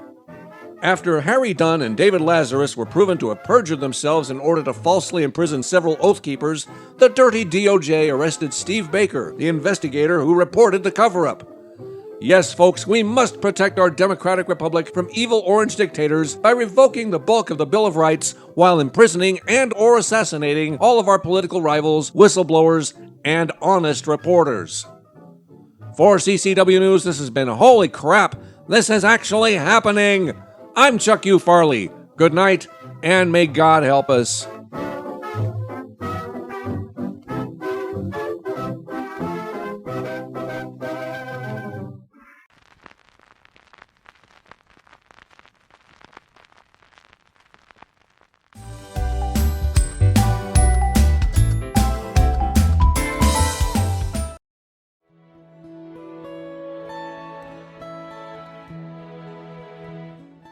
In this digital society, making connections is quickly becoming a lost art form. Yet, if you are a small business owner, building your network is the only way you can get ahead. Can these skills be learned? You bet they can. Read Nose to Nose Networking, no-nonsense in-person networking tips from a master. Who's the master? Well, who better to teach networking and friend-building skills than a golden retriever? The author, Melanie Hope, takes the antics of Abigail and translates them into the human experience. Through Abby, you will learn how to set your intention, build a network, and get into and out of conversations with grace. Find it on Amazon and Barnes & Noble, in hard copy or on Kindle or Nook. Visit counterculturewise.com for direct links.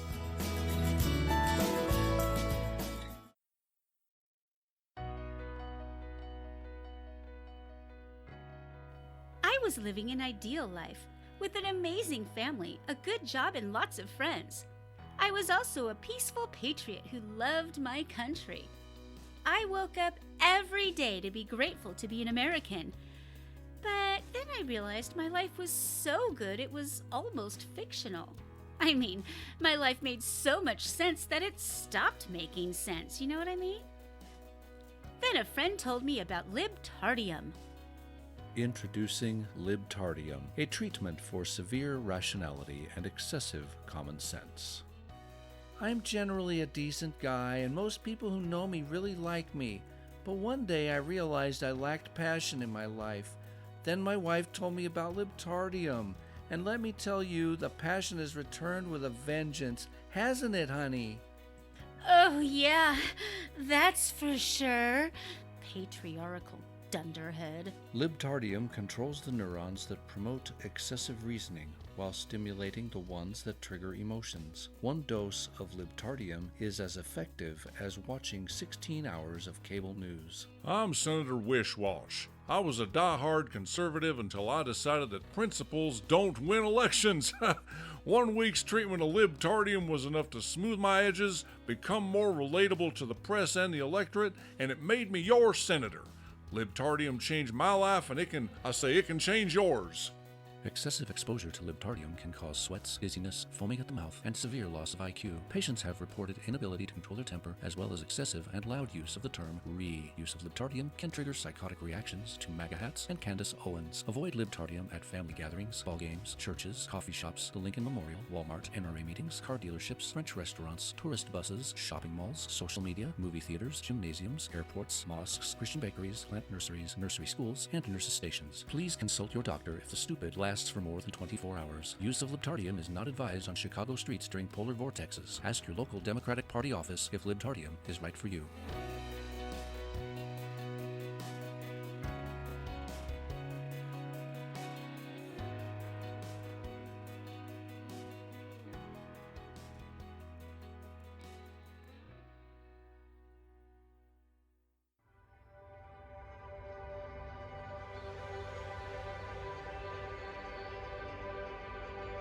Do you feel trapped in your body, mind, or spirit? Are you one of countless Americans wanting to identify as someone or something else outside of your current identity? We can help. At Crap It All One Credit, we have helped thousands of people with their identities. We can take your old one and hand it over to hackers, leaving you free to be that unicorn or attack helicopter you've always known you were.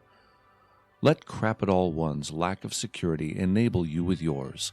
We want to identify as your credit card of choice. Call us or visit our website today. Crap It All One, a division of Suckerbank, LLC.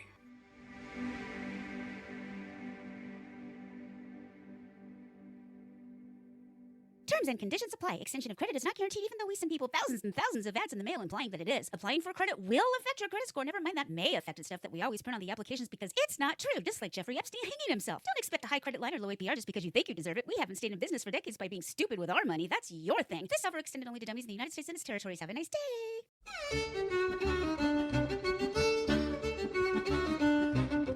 Hello, my name is... what do you care? Anyway, my people have had years and years of persecution. We've complained about it ever since Moses brought us out of the wilderness. So what do you all do? You now pay absolutely no attention to us at all anymore. Women's March this, Black Lives that. What are we, chopped liver? It's time we stood up and started complaining again. We have developed the very weapon that will help us reclaim our rightful place of kvetching in the world. Ladies and gentlemen, I give you the Mazel Tov cocktail. Handcrafted from the finest kosher beer bottles, filled with the tears of our ancestors that burn hotter than the Arab sun, and wicked by our own rendered garments, the Mazel Tov cocktail is guaranteed to splatter and spread millennia's worth of oppressed rage and guilt, so you'll know for certain you are doing God's wake. Use the best, forget the rest, the #1 bomb for civil unrest, made exclusively by the world's oppressed, Mazel Tov. May cause itching, burning, stinging, sores, zits, hives, freckles, cancer, and Karen Collins. Not for use by plebs, noobs, cucks, simps, fascists, do-nothing weaklings, and especially Antifa, because they are all of those things. Most effective at night after curfew. Mazel Tov is not responsible for any breakages, slippage, mishandling, jail time, or insurance claims. Max, can you come help me with my pillow? It just doesn't feel cuddly enough. Duty calls, but before I leave, I want to remind our dear listeners and viewers to visit our merch store. You can choose from a wide variety of apparel, accessories, and other goodies. Please keep us afloat. Please help keep Chuck around to report the crazy goings-on in Washington, wherever that is, and elsewhere. I swear, he is not making this up. By contributing today, you will also help keep Mumsy and Father on their anxiety meds. Hey! For these reasons and so many more, I beseech you to visit our merch store at counterculturewise.com.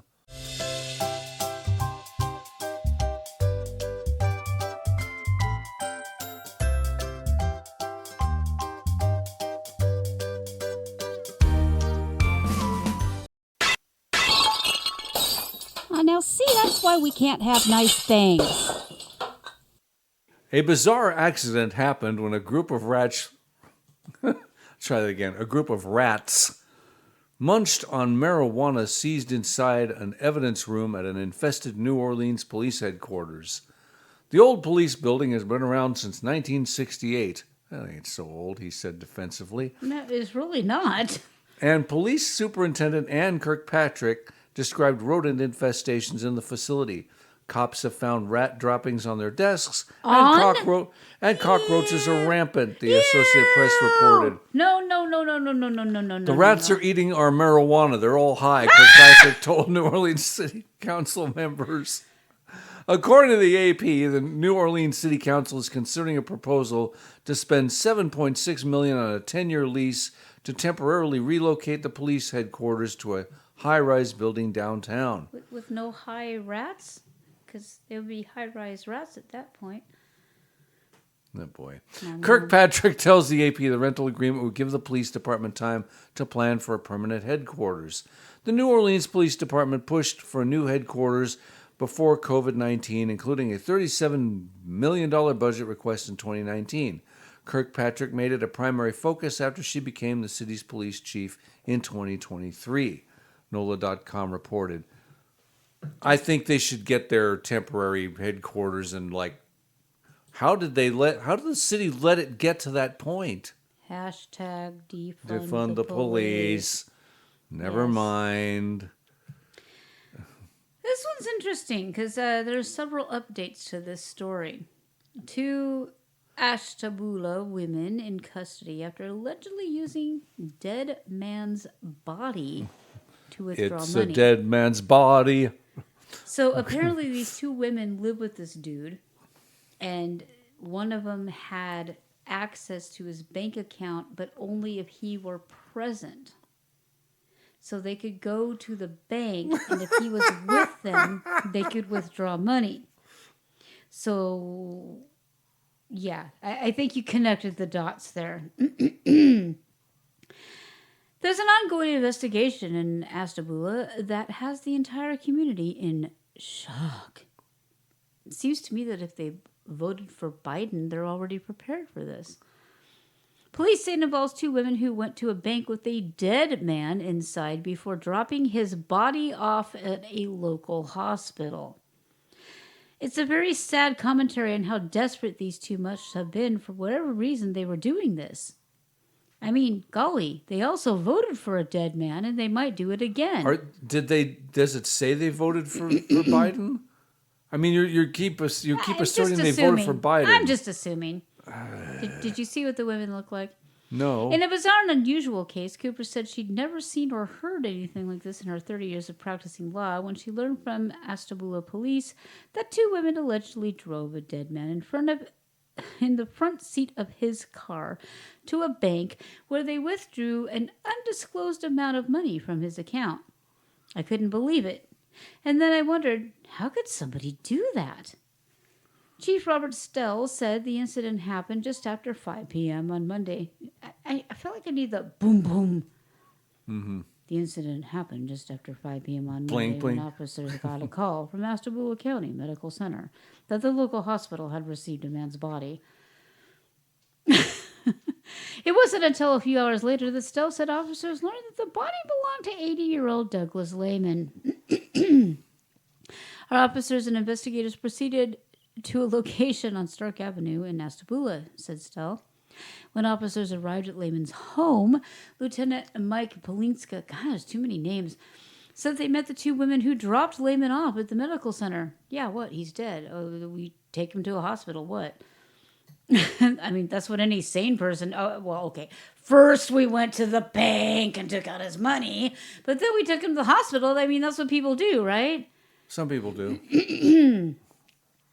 Allegedly, one of the females was in a relation with him for about 7 to 8 years and then moved in shortly after they entered into a relationship.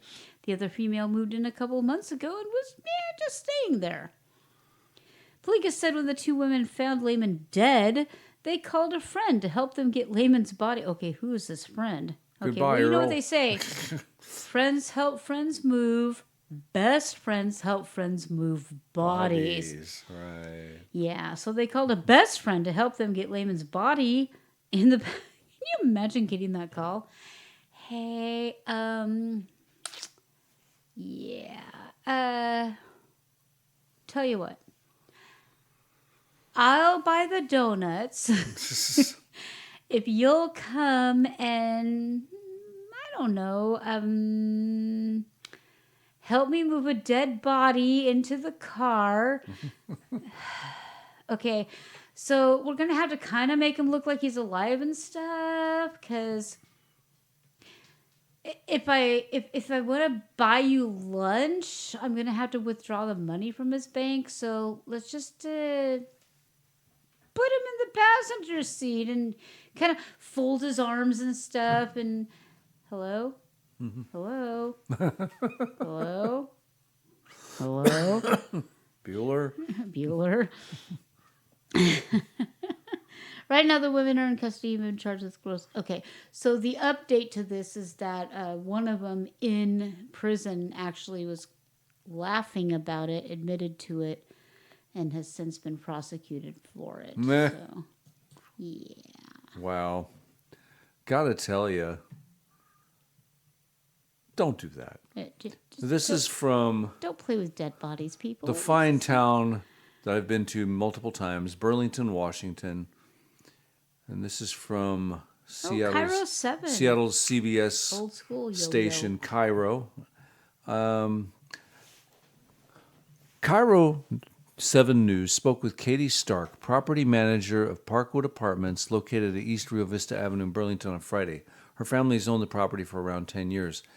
This property includes 4 buildings. The building closed to East Rio Vista had its roof damaged. Stark said she believes a number of contractors went to the wrong address Wednesday morning and began working on the roof.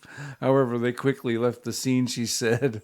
Cairo News saw blue tarps, metal flashing, and debris on the ground near the damaged apartment building. They were kind enough to put tarps over the plants, and they left the tarps, but there's junk all over the property, said What? Stark. So this is the building that was damaged, but they started working on the building that wasn't damaged? They damaged the building. They thought they got the wrong address. Oh. I guess I normally don't read the actual headline, but I'll do it this time. Contractors go to wrong address, leave $25,000 in damage at Burlington apartment. So they property. damaged They the damaged building. it worth $25,000. Oh, and then they just put metal tarp. Oh no! Yeah, the okay. But they didn't finish the job. They didn't finish the job. She shared because there was no job to finish. They damaged the anyway. Okay, so they tear off the roof, and they're like, "Man, that's good." Tear the And roof then- off. We're and- going to tear and the roof off. They leave it Tear that the roof way. off the sucker. We're going up anyway. Yeah, we only do the tearing off part. We don't do the actual putting it back on part. She shared surveillance video with Cairo 7 News, capturing 2 people in an unmarked vehicle that she believes may be responsible for the damage. The people captured in the video do not live on the property, Stark told Cairo. One of her workers called her about the incident when he arrived at the apartment Wednesday afternoon. Complete shock and awe on what the heck happened and who made this mistake, Stark said. The worker gave me a call and said, "Hey, we're not having a new roof done," which he knows we're not because we communicate 10 times a day about everything. "Well, the roof is gone." I said, "Okay, let's give it an hour." There's no trucks around, no materials, no tools of any kind, so maybe they're at lunch. Maybe they'll come back. We're expecting a call and then nothing, she said. Her family had replaced the roofs on all 4 buildings around 6 years ago, she said. Stark said she was hopeful that people involved would have called her about the mistake. You would think. Obviously, they're going to come back and we're going to get a call saying, "Oh my gosh, we're so sorry, we're going to fix this." Hello? But then you quickly turn into, oh no, they're not coming back. She says, who knows if this was a company that was even licensed, bonded, and insured. Seriously, to have I'm something looking like this at happen. pictures of this roof. They literally ripped off the roof. Oh, man. Cairo 7 reached out to the Burlington Police Department to get further details about the incident. We're still waiting to hear back. But they did put blue tarps around Cairo 7 News spoke some with of the tenants. plants. Cairo 7 spoke with tenants who live at the apartments. One woman says she saw people ripping the roof off Wednesday. In the morning, there was a lot of noise, said Mercy Jackson, the tenant. Oh, never mind. I saw 5 people on top, and they were ripping off the roof and throwing everything on the floor. Debris everywhere. Everywhere. It was messy, very messy. It looked like the workers were very official, but their cars they had were unmarked, she added. Oh. Another tenant told Cairo News 7 that he heard loud noises from the roof Wednesday about 9 a.m. We should make a new commercial. Diversity hire. We probably will. Anyway. Wow. Oh my God. They literally just tore the roof off the building and were like, yeah, sucks to be you, bye. Wow. Okay, Montreal man. Oh, let's go to, well, Chuck talked a lot about Canada. After returning home from an extended vacation in Costa Rica, a Montreal man got the surprise of a lifetime in the mail.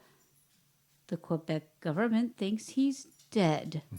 Well, I mean, they do kill a lot of their people. That's true.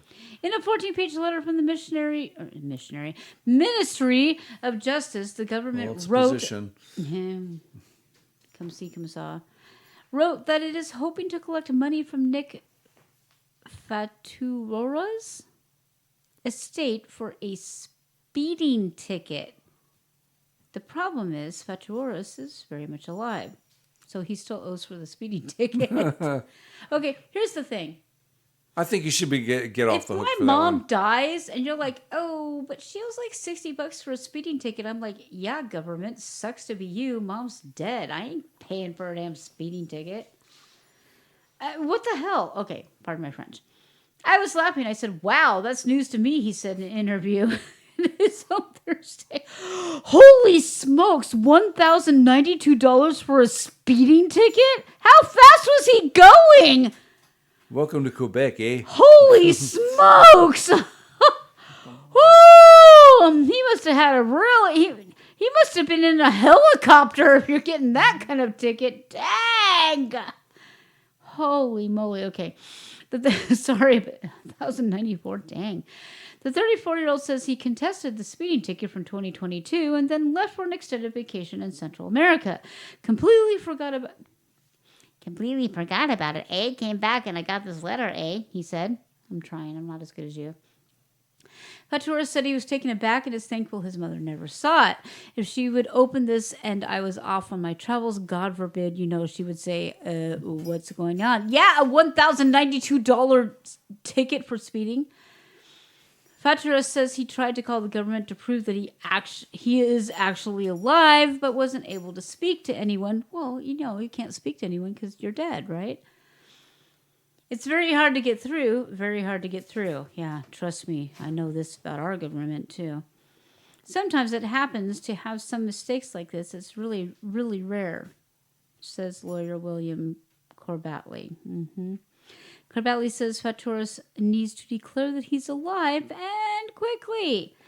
It won't only affect his traffic ticket, it would affect all of his, succession and everything, he said. Duh. Fatuoras says he just wants to prove that he's not a dead man walking. My next step is just to figure out figure this out and tell them, look, maybe it was a mistake, a typo, who knows? Well, I mean, Canada really, really likes to kill its people, so it's By the way, just assuming. There's a photo of him at the bottom, and it looks like even if he were dead, he would have risen 3 days later. Yeah. I'm with you on that one. I'm with you on that one. It 'tis the season, but yeah, I'm with you on that one. Yeah.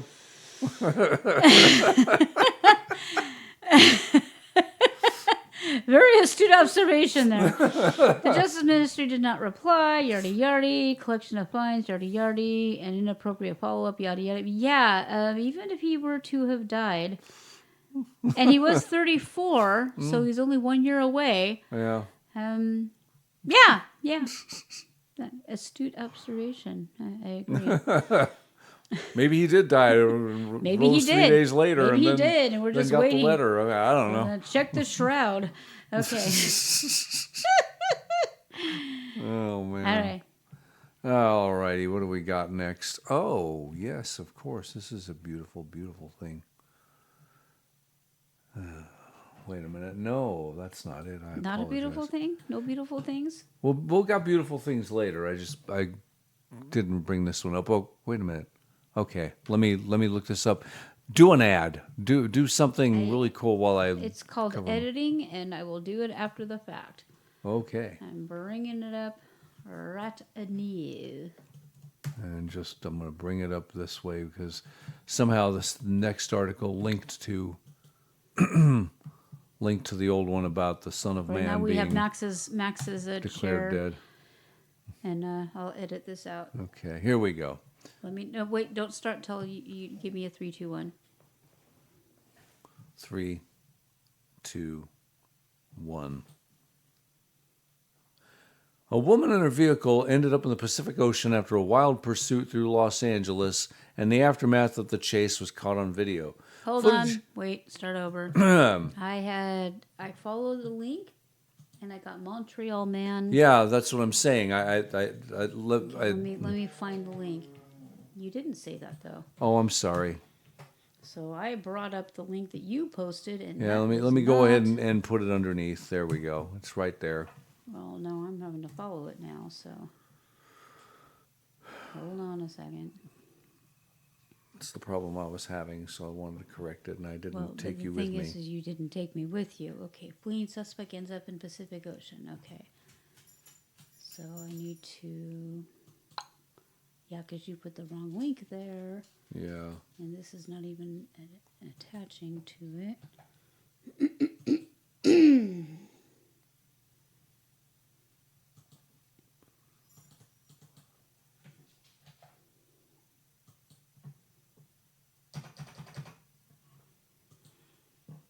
Okay, so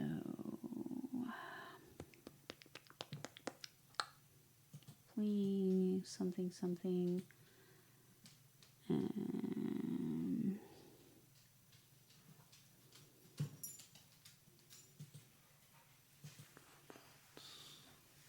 Yeah, this is stuff you can't do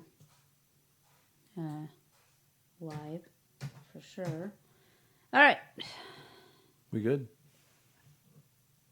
Off you go. Off I go. One moment, please. Oh, no. I had it in the... Okay, that's all right. I got it. In 3, 2, 1. A woman and her vehicle ended up in the Pacific Ocean after a wild pursuit through Los Angeles, and the aftermath of the chase was caught on video. Footage posted to the Citizen app shows the silver SUV that the woman was driving completely submerged in the water near the Venice fishing pier located off Washington Boulevard in Venice after midnight Sunday. The force of the waves eventually washed the vehicle ashore and knocked it on its side. The woman was seen swimming a fair distance away from where the vehicle ended up. What? But an LA County Sheriff's Department boat quickly located her. Video So shows, she just like gets out of her car, just like, don't mind me, I'm just swimming away. Video shows deputies tossing a flotation device towards her before hoisting her out of the water with a net and taking her into custody. Throughout the entire ordeal, a large crowd that had gathered on the pier and the beach to watch the chaos unfold. Several of them were seen running down the pier when the suspect was spotted in the water She's for all better like, view. no, you can't arrest me, I'm swimming away. Oh, wait, I can't swim. Video obtained by KTLA on Sunday morning shows the woman treading water as onlookers shouted words of encouragement toward her. Oh, my God. A dog was also said to be in the car. Video from the stringer service TNLA Is the dog okay? I don't know about the bleeding dog. No, the dog. Durf. You have to do the dog. Shows the dog scampering around the beach parking Okay. lot before being comforted. The dog's like, I'm smarter than you are, dum-dum. What the woman was wanted for and where the pursuit started were not immediately known. Oh, my God. The dog's all like, hey, you dumb broad. I'm like, wee, scamper, scamper. That'd totally be my dog. Let's watch a video, shall we? All right. Let's see what this person has to say. Hetty Shaya's story. So at age 14, I had already started experiencing excruciating menstrual cramps. It was until pretty much age 24 when it just started getting debilitating. I didn't realize something was growing inside of me, and now I'm dealing with the consequences of the negligence that I've been facing all these years. Was it on me because I wasn't going to the right doctors, or is it that you guys are not paying attention and you just don't care about the pain that I'm experiencing?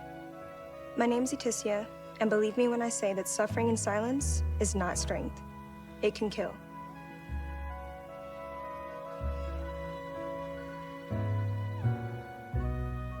Okay, notice that she doesn't tell us what was going on. Right. Or what caused the pain. Right. Or why she was suffering, okay? Just... She said something was growing inside of her. Yeah. Well, she wasn't pregnant that whole time, and she didn't have cancer because she's still with us. When I was 12 years old, I was diagnosed with PCOS, and they ignored my pain until I was well into my 20s. So I'm not sure what that has to do with the color of your skin, but let's see what the next guy says.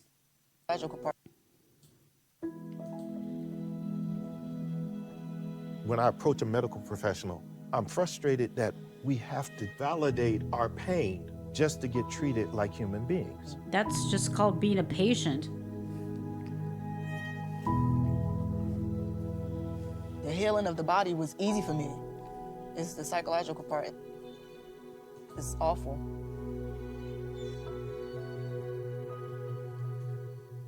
I should not have to beg my doctor to run tests or ask them to take another look. What does that have to do with the color of your skin? I mean, it literally has nothing to do with the color of your skin. We all have to do Welcome that. to Believe My Pain, a discussion about systemic a pain whole bias discussion? in healthcare. I want to thank all Oh, of yeah. you and all of you for joining me today as we talk about this very important issue. I also want to thank the Pain Equity Project developed by Pain Advil Equity. in partnership Pain with the Morehouse School of Equity? Medicine and Black Health for inviting us to be Because a part of apparently their if you have a different commitment color to of addressing skin, pain bias in your, Black communities. your pain All is right, different let's get right or into it ignored with our Or more. more first important, topic, or the reality so- of pain what is inequity. that? Pain equity is achieved when everyone is treated equally regardless of their Look, age, everybody race, in America ethnicity, is gender, treated or equally by doctors. socioeconomic They're treated status, like crap. and What is the receives the highest quality pain care and management. So that's the thing, is everybody, regardless of their age, race, ethnicity, gender, or socioeconomic status, is treated like garbage by the ineffective, poorly monitored medical bureaucracy? bureaucracy What I just that is said, now, yeah. that is now, in the hands of the government thanks to Obama. It sucks all around. I mean, how many times have I walked in? I mean, for God's sake, I had a fractured spine. And he's like, "Oh, well, you're fat." Uh-huh. She didn't fracture her spine because of her size. She Uh-huh. Are we going to treat the thing? Well, you're fat. Uh-huh. I know that. And every doctor I've ever been to is really, really happy to point out that I'm fat. The thing is you're not willing to treat all of the reasons why I'm fat. So why don't we talk about that? Well, you're fat. Aha. But crazy little, just call me kooky, call me crazy. Can we treat the broken bone first? Well, you're fat. Aha. So my understanding is that the Advil, whatever company makes Advil, was responsible for this, correct? Yeah. Okay, so this is the other thing. Pain equity for an over-the-counter drug that anybody can get, no matter what. Huh? So, okay, so now let's see, what's the list gone to now? Gillette, Bud Light, Target, Doritos, and now Advil. Do I really got to do all this? Well, it's kind of easy because They all make product that other people sell or buy or manufacture. And with the exception of some items at Target. some at Target don't care. I didn't really shop there that much off either. Gillette, meh. There's other brands. Well, I like Advil. The store brand is always like half the price, and it's the same product. Exactly the same product. Yeah. And Doritos, I mean, the HEB chain has chips that taste identical. I prefer slightly less MSG and soy in my. Yeah, I don't need that stuff, but. Okay, so Dr. Uchi, you have written this book, Legacy, A Black Physician Reckons with Racism in Medicine. You are a legacy Black female physician, and you are armed with expertise that frames this issue. Seriously, what does that even mean? At what age do you become legacy? I don't think it requires an age. You just become legacy by virtue of your skin color, apparently. Ooh. Around Black pain in such a clear Black way. pain. And so I'm so glad that you're here today. Thank you for being here. Thank you. Thank you for having me. I'm so excited to be here to talk to you about this issue that means so much to me and it impacts. $1,000 says that at some point this relates back to slavery. And I won't take that bet. We're not going to be able to close this out without mentioning Trump. Oh, no. Me no take bets. So many members of our community, and we'll hear those stories today. All right, so Dr. Uche, could more you than like just 2 minutes outline longer, what are 'cause I'll some go of the insane. myths about Black people in pain? So I think like the main thing is that health professionals think that Black people are biologically different than other people, that our skin is thicker, that we have less sensitive skin and higher pain tolerance. And that is all absolutely false. There is no difference between Black patients and patients of other races. Wow. So what do you think has perpetuated these myths? You know, the legacy of slavery in this country, I think interpersonal and systemic racism that still exists in this country, and that is embedded into the institution of medicine and healthcare. You know, our health professionals, most want to do a good job and care for their patients, but unfortunately we're seeing implicit bias, that they are not listening to their patients, they're not responding to their patients' concerns, and sometimes even ignoring their patients. And the only way that we can expose and address it is by first telling our stories. We want to work better with doctors, and I think that a better, healthier medical system actually allows doctors to do their job better. Agreed. So there's multiple stories. And each one is to like truly relieve pain, so not we need real. to put an end to systemic pain bias. Systemic pain bias. To believe Black people when they say they're in pain. Well, is it just Black people now, or do Asians and Mexicans get it too? Nope, only Black people have pain now. What we're all here to talk about is something that we have in common. What about half? Which is what about mixed race people? Are they? Is the Black part of them painful? Don't even get me started about gingers. Don't even get me started, okay? Because we have an extremely high tolerance to medication. Right. So when we say this isn't working, they're like, oh, well, it works for everybody else. Uh-huh. But it's not working for me. I mean, remember when I had 12 teeth pulled? Right. 8 of which were perfectly healthy. Thank you, state of Nevada, you piece of garbage. 12 teeth pulled. And they prescribed me a medication that I could not take, and it is on my chart that I could not take that medication. And when I called them and said, look, you prescribed me a medication that I cannot take, and I'm in a lot of pain right now. I just had 12 teeth pulled. And their answer was, you shouldn't be. That's literally what they said. Well, you shouldn't be. You shouldn't be.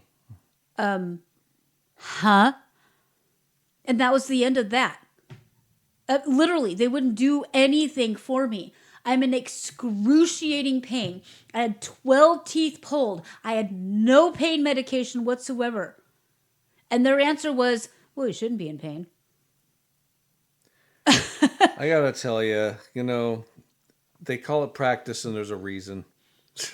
They're not even trying. I mean, don't call it practice when you're not even trying. But what the living blazes? What the living savior of all that is holy does this have to do with the color of your skin? None. Nothing. This is just a bunch of racist rhetoric, nonsense, It's just garbage. more woke nonsense. That's all it is. It's not even woke. It's racist garbage. And I mean, look at these people. They're taking themselves so seriously. Listen to this. Taken seriously, and each of you represent a much bigger medical phenomenon, frankly, that needs to be This exposed. legacy and doctor. addressed, What does and that even it's an mean? issue What is a around legacy pain doctor? inequity.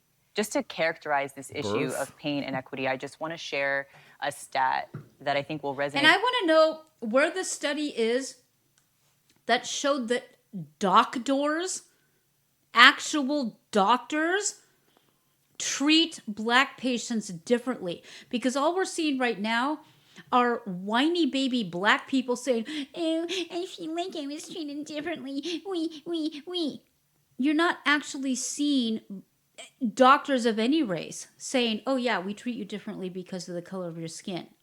There is no data on that at all. They are completely None that I'm aware of, anyway. fabricating this. This is completely made up. This is not a thing. You know why I know that? Because I've only had one white doctor in my entire life. And I'm an old lady. It's true. Okay, so if anything, it's the other way around. There are no black doctors out there saying, oh, you're black so you don't have pain. BS. Okay?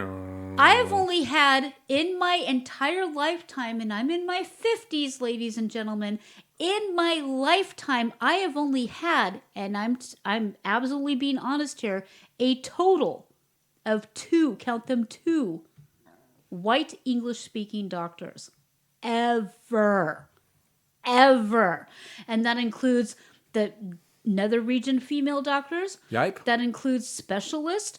That includes x-ray technologists. That includes the person who did my MRI just last year. That includes dentists.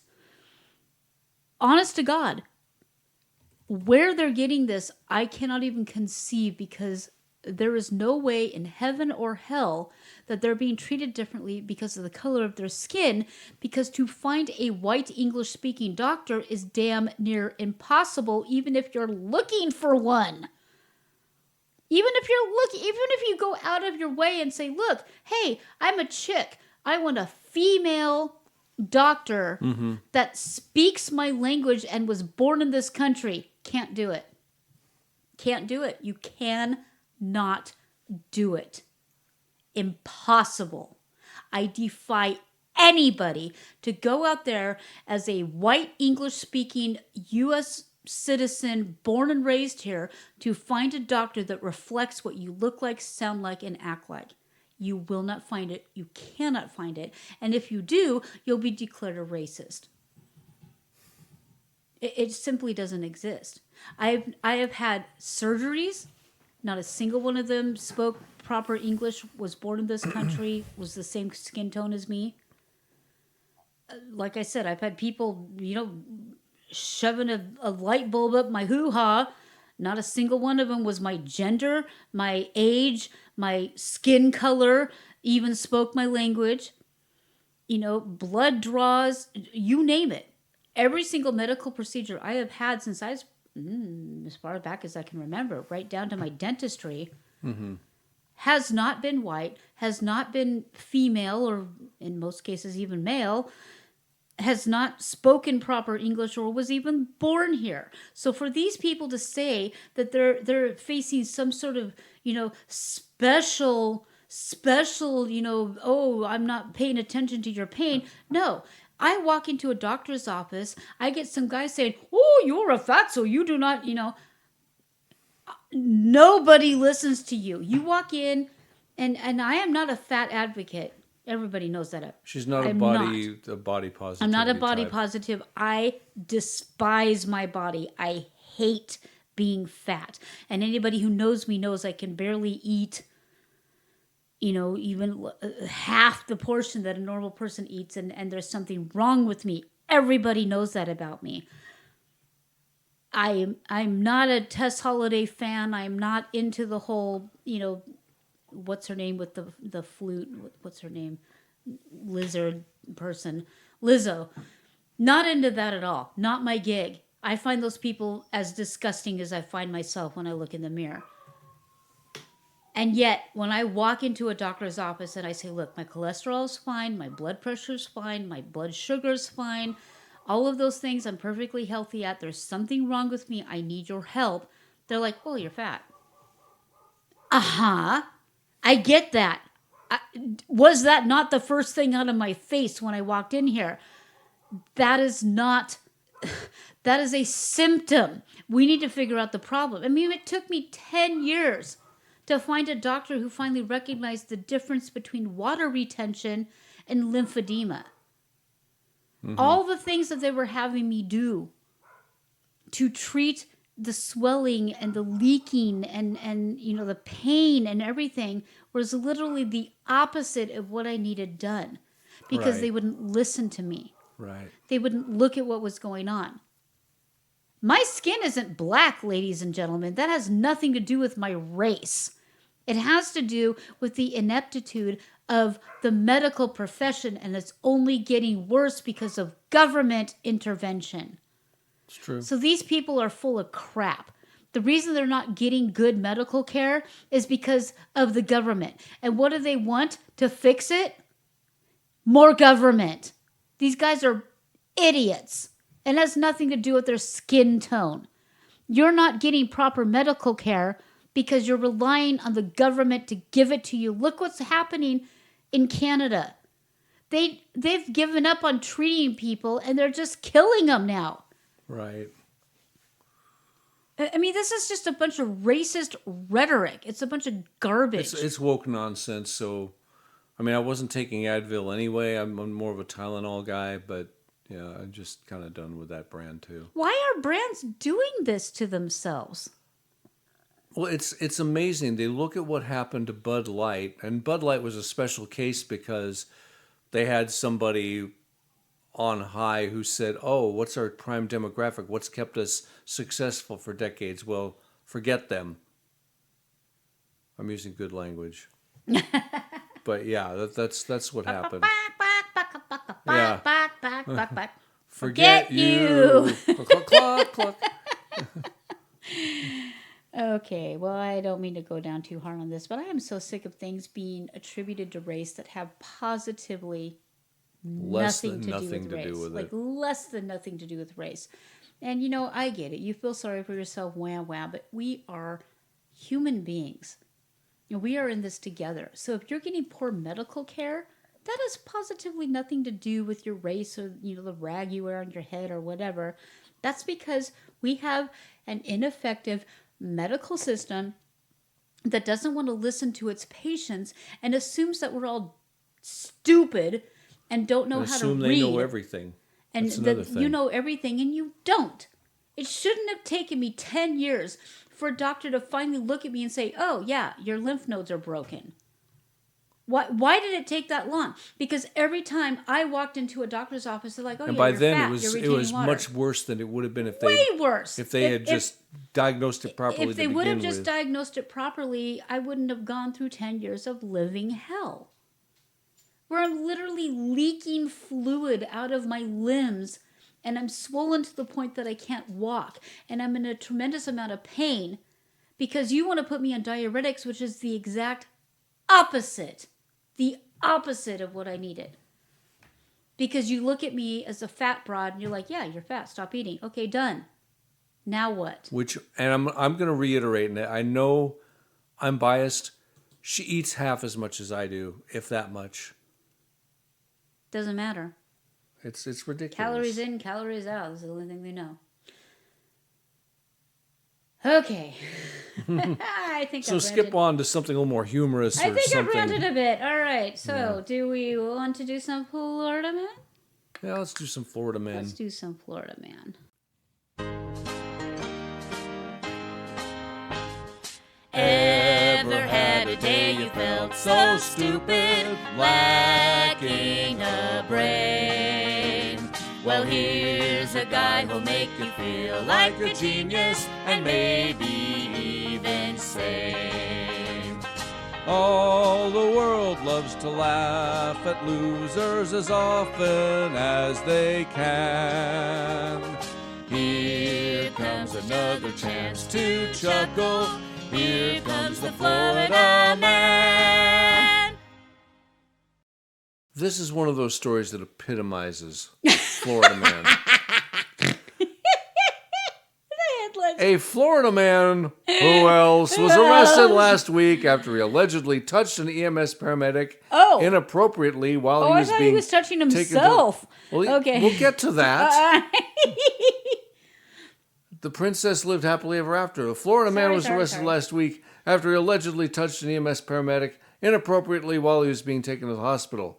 According to an arrest report obtained by NBC affiliate WBBH, police were called to the Cancer Center Alliance in Naples after they received multiple reports the man refused to leave the building and locked himself in the bathroom. Ruh-roh. When police arrived, they found 34-year-old Frederick Lloyd Day in the bathroom, standing next to a pile of paper towels. Oh, no, that's not a good sign. WBBH said Day had been reportedly complaining about foot pain and claimed that he was bitten by a bug. Pain? Foot pain. Okay. Collier County EMS arrived to take him to Naples Comprehensive Health Downtown Hospital for treatment. However, NCH staff did not allow the 34-year-old to enter due to disorderly and destructive behavior, WBBH said. The arrest report shows that officers saw Day strapped into a stretcher with a noticeable erect penis showing through his basketball shorts. Oh, no. The report goes on to show that Day was touching himself inappropriately while the Collier County EMS paramedic took his blood. Foot pain WBBH said. drives me insane. When I think about you, I touch myself. Whoa. Yeah. Oh, my. This might be the last such story I tell, but anyway, the paramedic told him to stop and take his hands out of his pants, and Sir, if and you'd that's be when he kind attempted enough. to reach for the victim's legs. Oh, no. WBBH said the victim told Day, "Do not touch me," but Day looked into their eyes and continued touching himself inappropriately, and also touched the victim's inner thigh. I love it when they look you directly in the eyes. Our The cat victim- does that when he's doing inappropriate things. The victim grabbed Day's hand and repeated, "Do not touch me!" According to WBBH, a Naples Fire Department lieutenant saw the interaction and stated that Day continued to try and touch the victim by removing medical equipment and even unbuckled himself from the stretcher. Oh, dear. While on his way to the Naples Jail Center, WBBH said Day managed to move his handcuffed hands from the back to the front and unbuckled his seatbelt. He was booked into the jail where he is charged with battery on a specified personnel. I hate that they use the word battery because it's not like he's battering. He's just being... It should be he was booked on creepery. Of course, then again, the current president would have been booked many years ago. Indeed. But carrying on! Florida man gets chased by an alligator while fishing. I'm sure that's an everyday occurrence, right? It has to be. I need to fix this screen. So, whoops, no, wrong thing. Don't do that. We need to fix this. There we go. And there we go. Florida man gets chased by alligator while fishing. Encountering an alligator is a way of life in the state of Florida, which is why we do not live in Florida. Although I have heard there are water moccasins here, which is why I don't want to live here anymore. When a man went fishing in a pond, he wound up pulling one out of the water. However, alligators are so commonplace in Florida that it doesn't even bother most residents. The gators tend to mind their own business, and the people are skilled in how to capture them. This man had the misfortune of reeling a gator who ran out of the pond and began chasing him. Naturally, alligators are afraid of humans. That's not what I've been seeing in all the videos we've been showing. As a result, a gator is more likely to try to get away from people, which is not the experience I've been seeing, as opposed to bothering them. Also, while many find this unbelievable, myself included, most alligators have a natural fear of humans. However, the same cannot be said for crocodiles. Nor can the same be said for gators who become familiar with people. Once gators spend time close to humans, they can begin to view people as a food source. Nom nom. Just like Haitians. Recently, a man spotted an alligator in a pond with people around. Someone had to step up and do something. While gators don't view adult humans as a food source, the same cannot be said for small children. As a result, a gator in a residential pond can be dangerous. So this man began fishing to reel the gator out of the pond. However, he didn't bargain for the alligator to come out of the water and to start chasing him. There's a great photo of him running away from the gators. Like, let's see if I can see the video here. The video will come up. Yep, there's the video. Look, here he comes. Yep, he's literally using a fishing rod. And here it comes. And that was it. Whoever was videoing it was like, that's enough for me. I'm gone. I'm gone. I'm out of here. Yeah, it started. It was a kind of a little one, too. It wasn't that big. Nah, size don't matter, man. I'm really surprised that the video cut out so quickly. It's like, doop, doop, doop, doop. Yeah. I don't know why they cut it off so quickly. Maybe the guy got bit. I don't know. Anyway, yeah, don't go fishing for alligators. Okay, please tell me this happened in Florida. Man runs through Walmart in his underwear, jumps on register, and pours milk on his head. Did that happen in Florida? I don't know. But oh,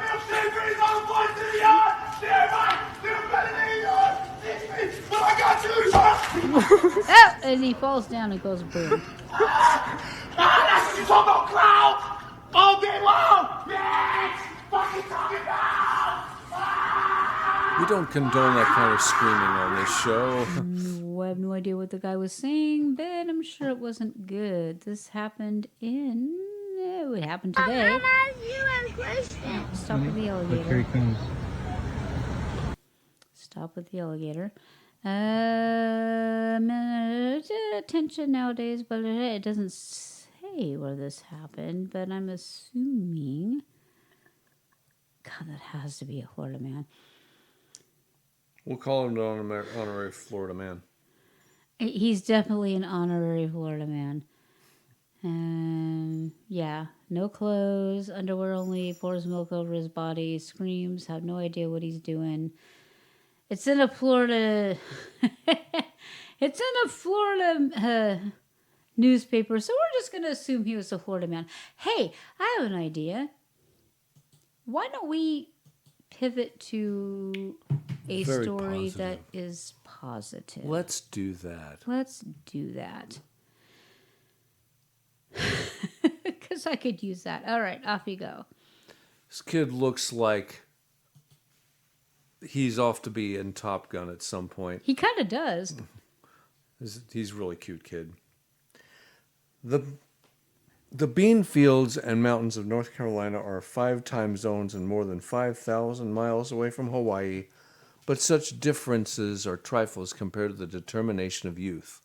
11-year-old Harrison Johnson from North Carolina has raised $81,000 to help fund history projects to tell the story of the attack on Pearl Harbor. Oh, wow. The money was raised by collecting donations door to door, selling patriotic popsicles, and public speaking engagements.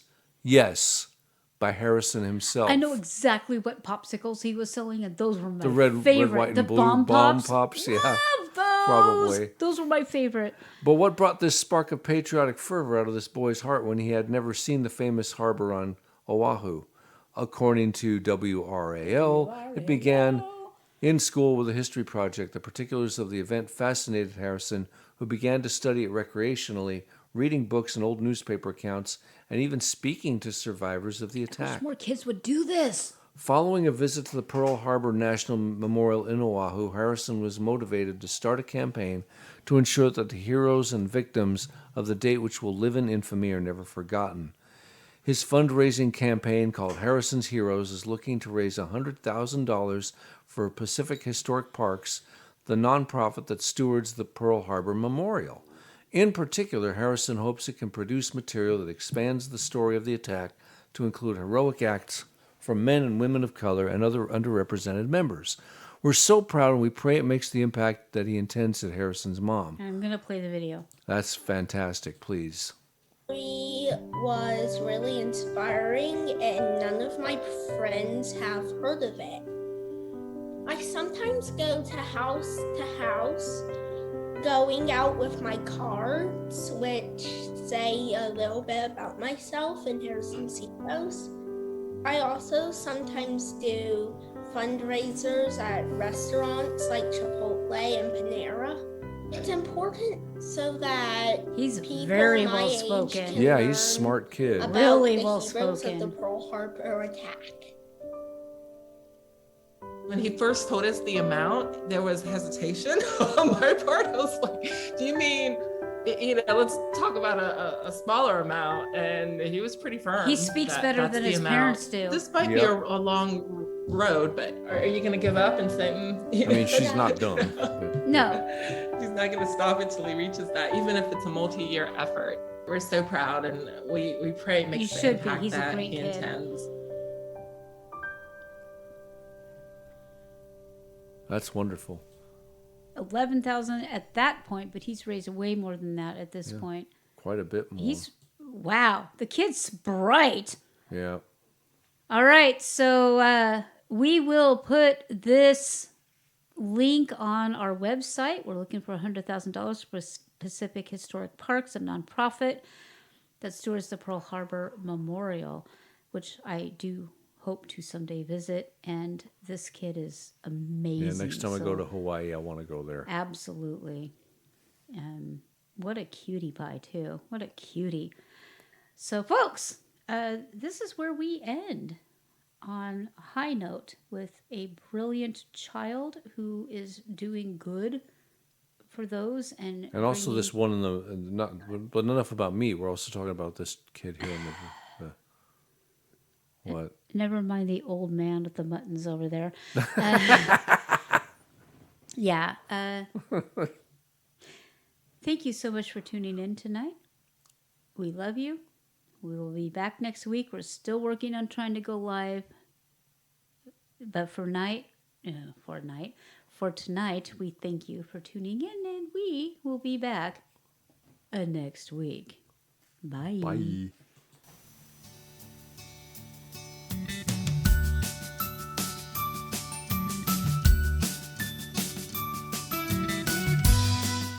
Counterculture-wise is a Stormcat production.